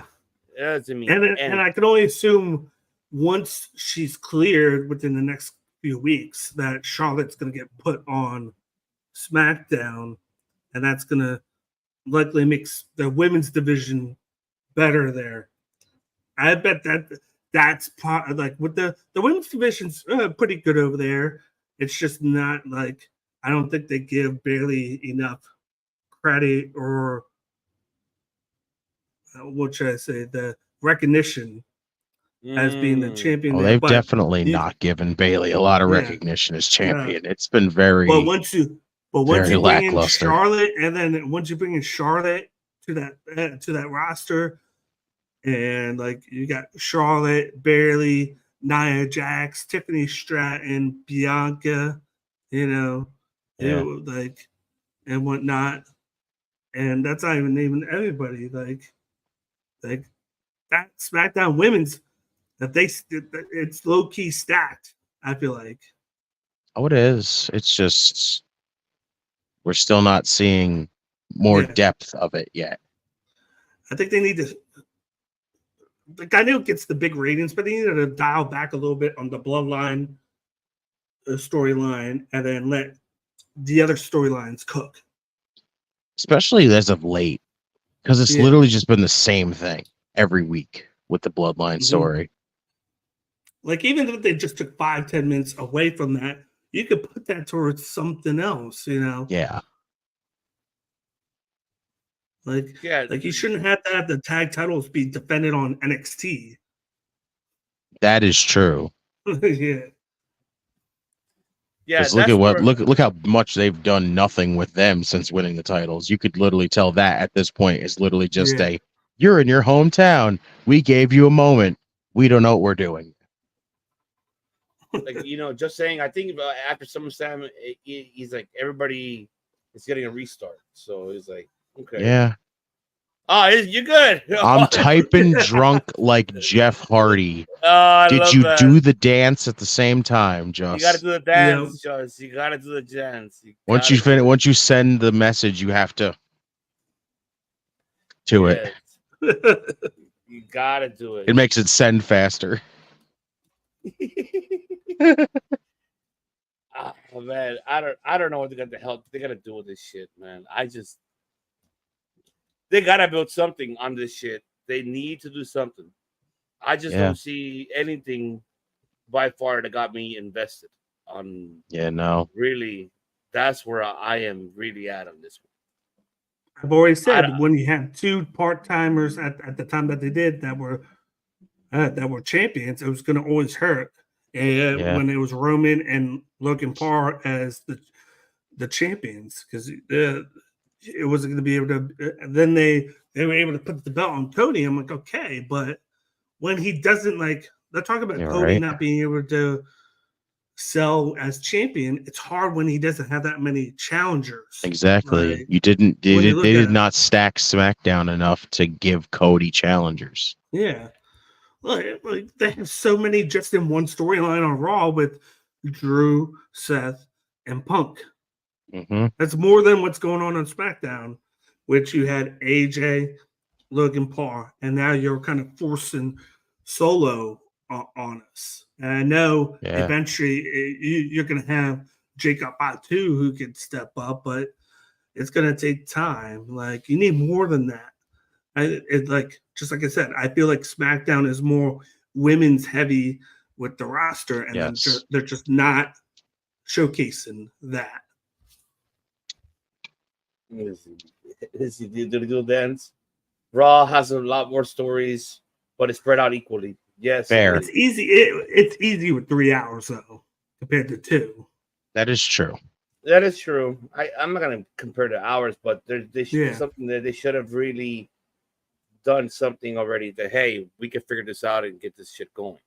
You can definitely tell though the times, like the times though, are like definitely plays a part, because sometimes it feels like everything on SmackDown just gets rushed, being 2 hours. Yeah. Oh yeah. Let me see it. That's I love the man. Shouts Just. Shout out to Just, man. He is a fucking man. All right. Well, one more thing, because before anything, folks, before we close it out, I forgot to mention one more thing. On Tuesday, you better make sure you join these two men, because it's the night one of a Great American Bash NXT. This is night Looking one. forward to this. We do have so far who will be performing, and that is this man, because you gotta believe on. I believe in Joe Hendry. I believe in Joe Hendry. Who's catching a bullet on freaking NXT from Joe Hendry? Who's catching that one? This man was passing out flowers like it was nothing. 3 hours before. Hey, everyone got that signed. That's epic. Man, just saying, it's funny that what we say easy because of 3 hours before creative couldn't feel. No, because old man was tired. He's like, just book the same shit what we did last week. And he was literally just like, what did we do last week? Give me that piece of paper. I'm gonna look at it. Oh, we did that last week? Do it again. Just put Raw Underground on third hour. We got this. We got this. That's what he did. Such good shit. By far on NXT, Great American Bash Night 1, we got announced. We got so far, of course, Roxanne and Thea Hale, which Justin called it last week, that it was going to happen when she came out before the NXT Women's Championship. We do have Tony D'Angelo versus Savannah Heights for the Heritage Cup. That's going to happen in night one. Yeah, just Tavion Heights killing it. Yep. And y'all mentioned the tag team champions, Isla Dawn, Alba Fire, going face, of course, Lash Legend. And what's the other girl's name? I forgot. What's her name? Jakara Jackson. Jakara Jackson. So I'm sorry, Miss Jackson. So we got that happening so far. I mean, I'll take it, you, Redeemer. You're the host for this one. Are you excited for night one of Tuesday? I mean, we really didn't get a lot, like too much announced for like night one for this show, but like it's NXT. I'm usually always pumped for the show because they put out some good stuff. So even like a simple little card where you just give me little tidbits here and there, I'm ready for it. Yeah, I'm the same way. Like we're gonna wait a week for Paige and Oro, because I think that's night 2. Yes, that is night 2. Yes, and then night 2 is also, I think. Did they say what night is Trick and Pete Dunne? They actually have not announced it yet. Oh, that'd be cool if that was night 1, because that would really give them a main event to hype up. And then you have honestly, I think you get Roxanne and Thea main eventing night 1. Yeah, they should. I think it's gonna be an emotional storytelling match. I'm actually pretty excited for that, honestly. Because Thea Hale, remember the first time when she went for it, she was so close, but they didn't get it. I know this is like for her to regain her momentum back, because Thea Hale has been like a roller coaster. It has been like, oh great, and it has something like, it's the story that she's put input into. The woman got potential. She's young. This woman she's very good already. Yeah. Yes. She's so good. She's good in the mic. She is good on the ring. I'll be shocked if, let's say, if she fucking wins this out of nowhere in night 1, just really surprising the world. That I'm just really, oh man, I'm excited for that. He's like, Thea needs another shot of going solo. Maybe so. You're right. Maybe you're certainly right. Talk about a big swerve if you were to do that, knowing that the whole teasers with Pacquiao and hey, she's dope. So shouts, Joss. Hell yeah, she's dope. Delta, with all of them coming in, and then them talking about Roxanne being the one to greet them and everything, but to have them swerve it to have Thea win the belt. be fucking I'd crazy. be down for that. I'd be down for that. Oh man, this is gonna be exciting to see. I'm looking forward for NXT on Tuesday. But don't forget, folks, to tune in here on Tuesday as you have these two fantastic, phenomenal, we'll put it to the yourselves, that will be hosting that down for you guys for night 1 of NXT, because this is gonna be interesting to see. I should do the YouTube page. I'm still waiting for the fucking Rascals versus Axiom and Frazier. I'm waiting for that. It's so dope. It's gonna happen.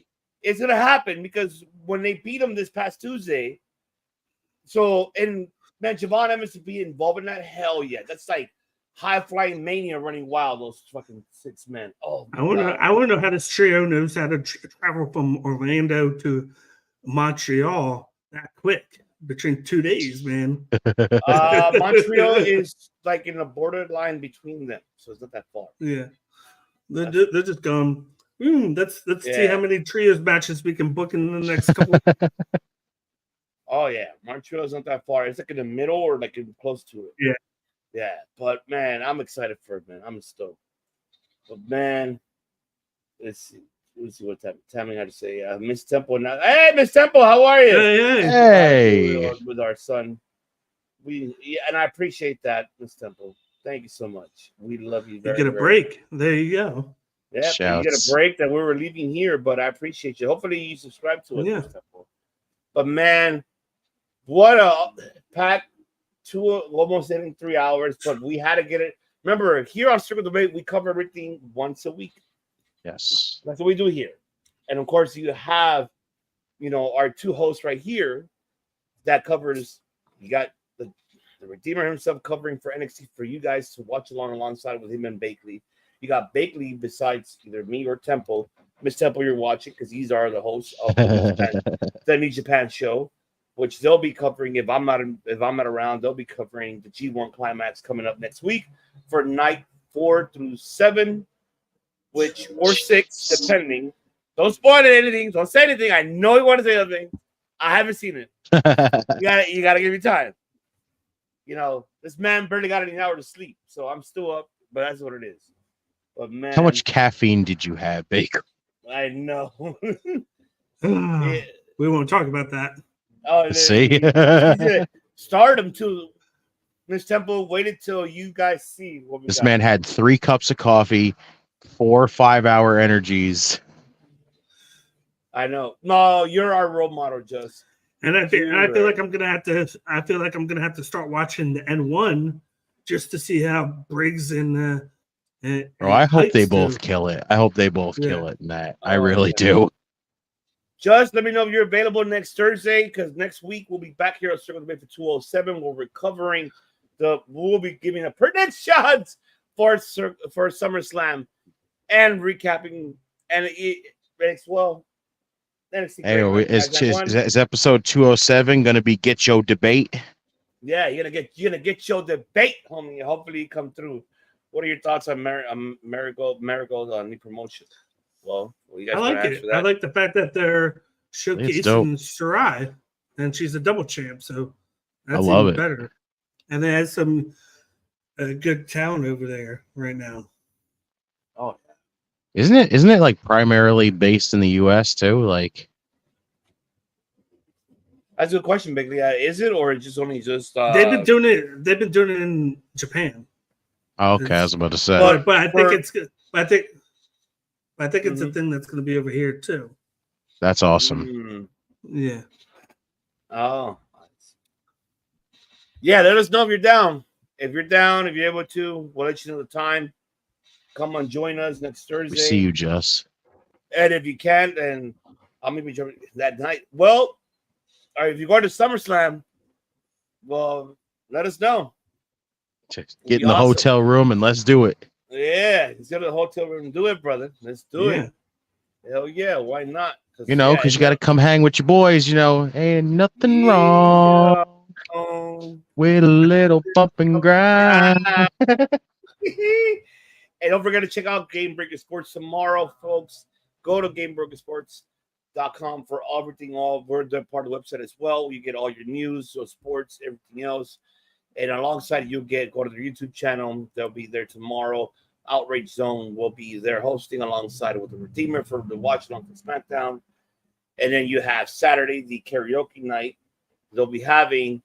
And then Dom will possibly be having his gaming night on Saturday, Fallout, depending how his conditions are. And then the following week, Monday Night Raw, we'll have Raw Dogging with Dom and friends with benefits. Tuesday, you're going to be having the Greater Bear and the Kabash Night 1 watch along here with the Redeemer and the Men of 1,000 Words. And maybe that same night right after, depending on the schedule, you may have right after that, you will have the New Japan G1 Climax with Bakley or either myself or with Temple for them to take care of that. And then a lot of content here on this channel. Also, the possibility for Wednesdays, also for everybody that wants to come hang out. Head on over to Game Breaker Sports, AEW watch along as well. That's right. On Game Breaker Sports, go to Game Breaker Sports, go to the YouTube channel, Tim King and the crew. What if we could get Kayla to get Just on karaoke? I want him on a Do karaoke. it, Just. I am Do so it. down.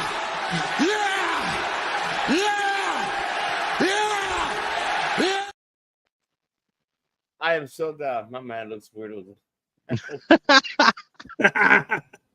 Temple's a luchador, basically. Let's go. Let's go, baby. Oh man, I'm so excited. No wonder I can spot him. Oh Hey, yeah, yo, let us know. We're down, man. Hey, I am waiting. I am all arms. I'm Creed right now with arms wide open, waiting for an appearance on Get Show. Hell yeah. Anytime, man. Anytime, brother. You know we're there for you, brother. You're the man. But man, I'm always creeping in your comment section anyway, so. Right. I'm waiting for Ritter to come back here, because I know you've been waiting for Ritter. What is that time, folks? Autobots. Autobots, transform and roll out.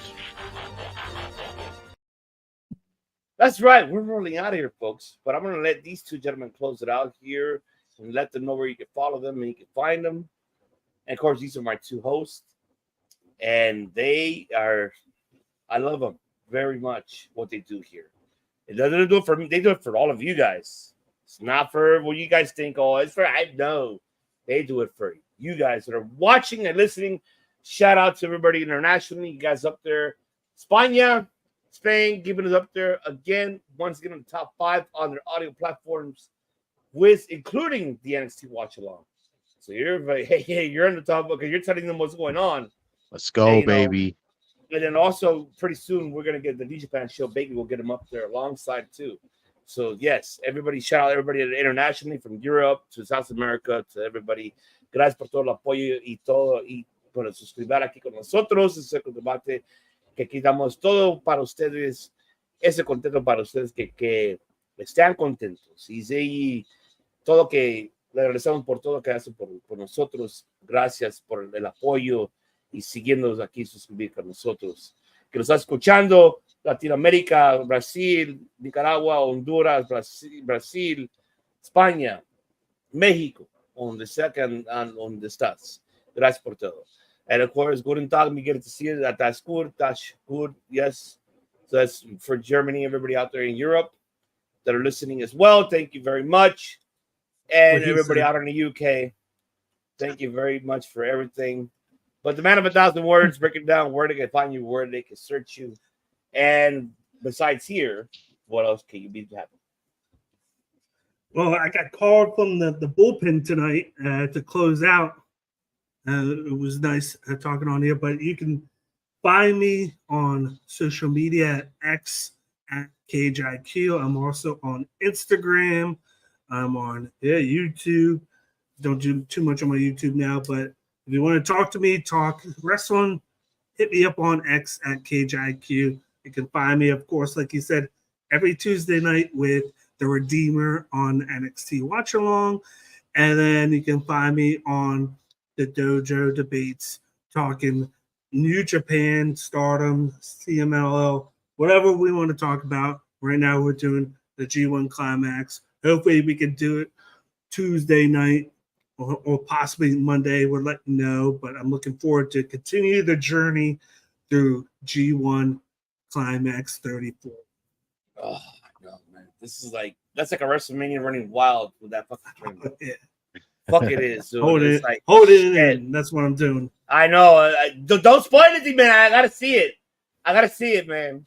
Even I even give Just already, my access, so he's able to see it. So he's like me. We gotta sit down and eat some popcorn or eat some dinner and really watch it. I'm like, all right, let me see what Ivan and Bagley's talking about. I want to see what Bagley's talking about mainly because he's been up to date more than us.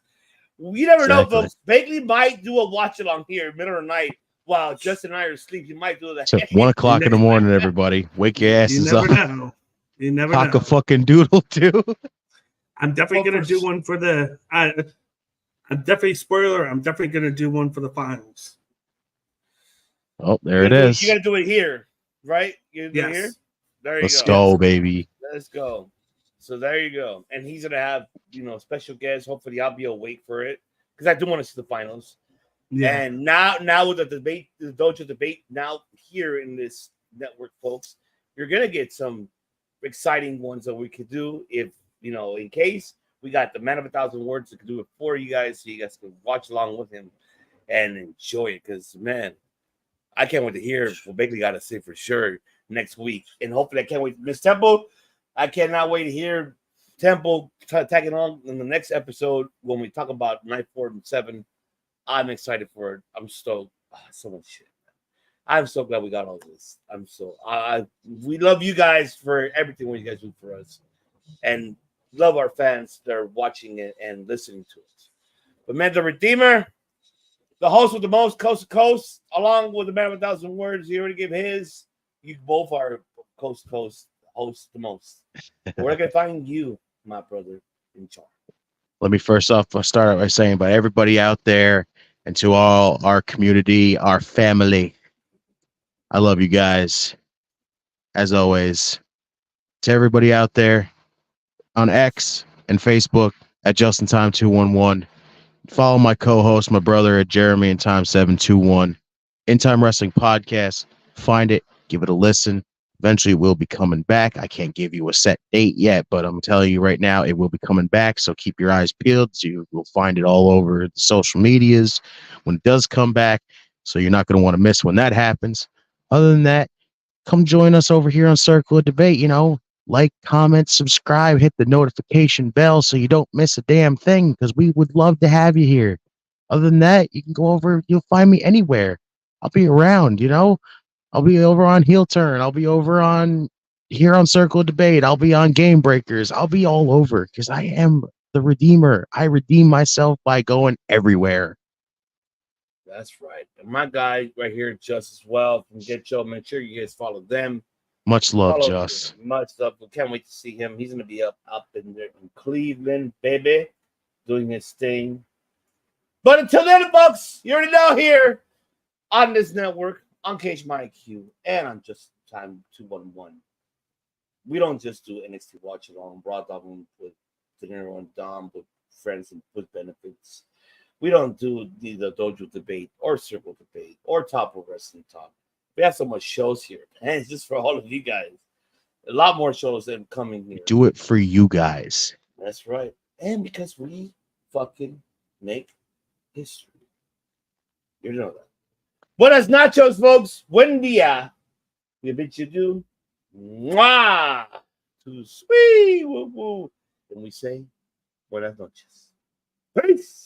Will over and over. Make over and over. History over and over and over and over.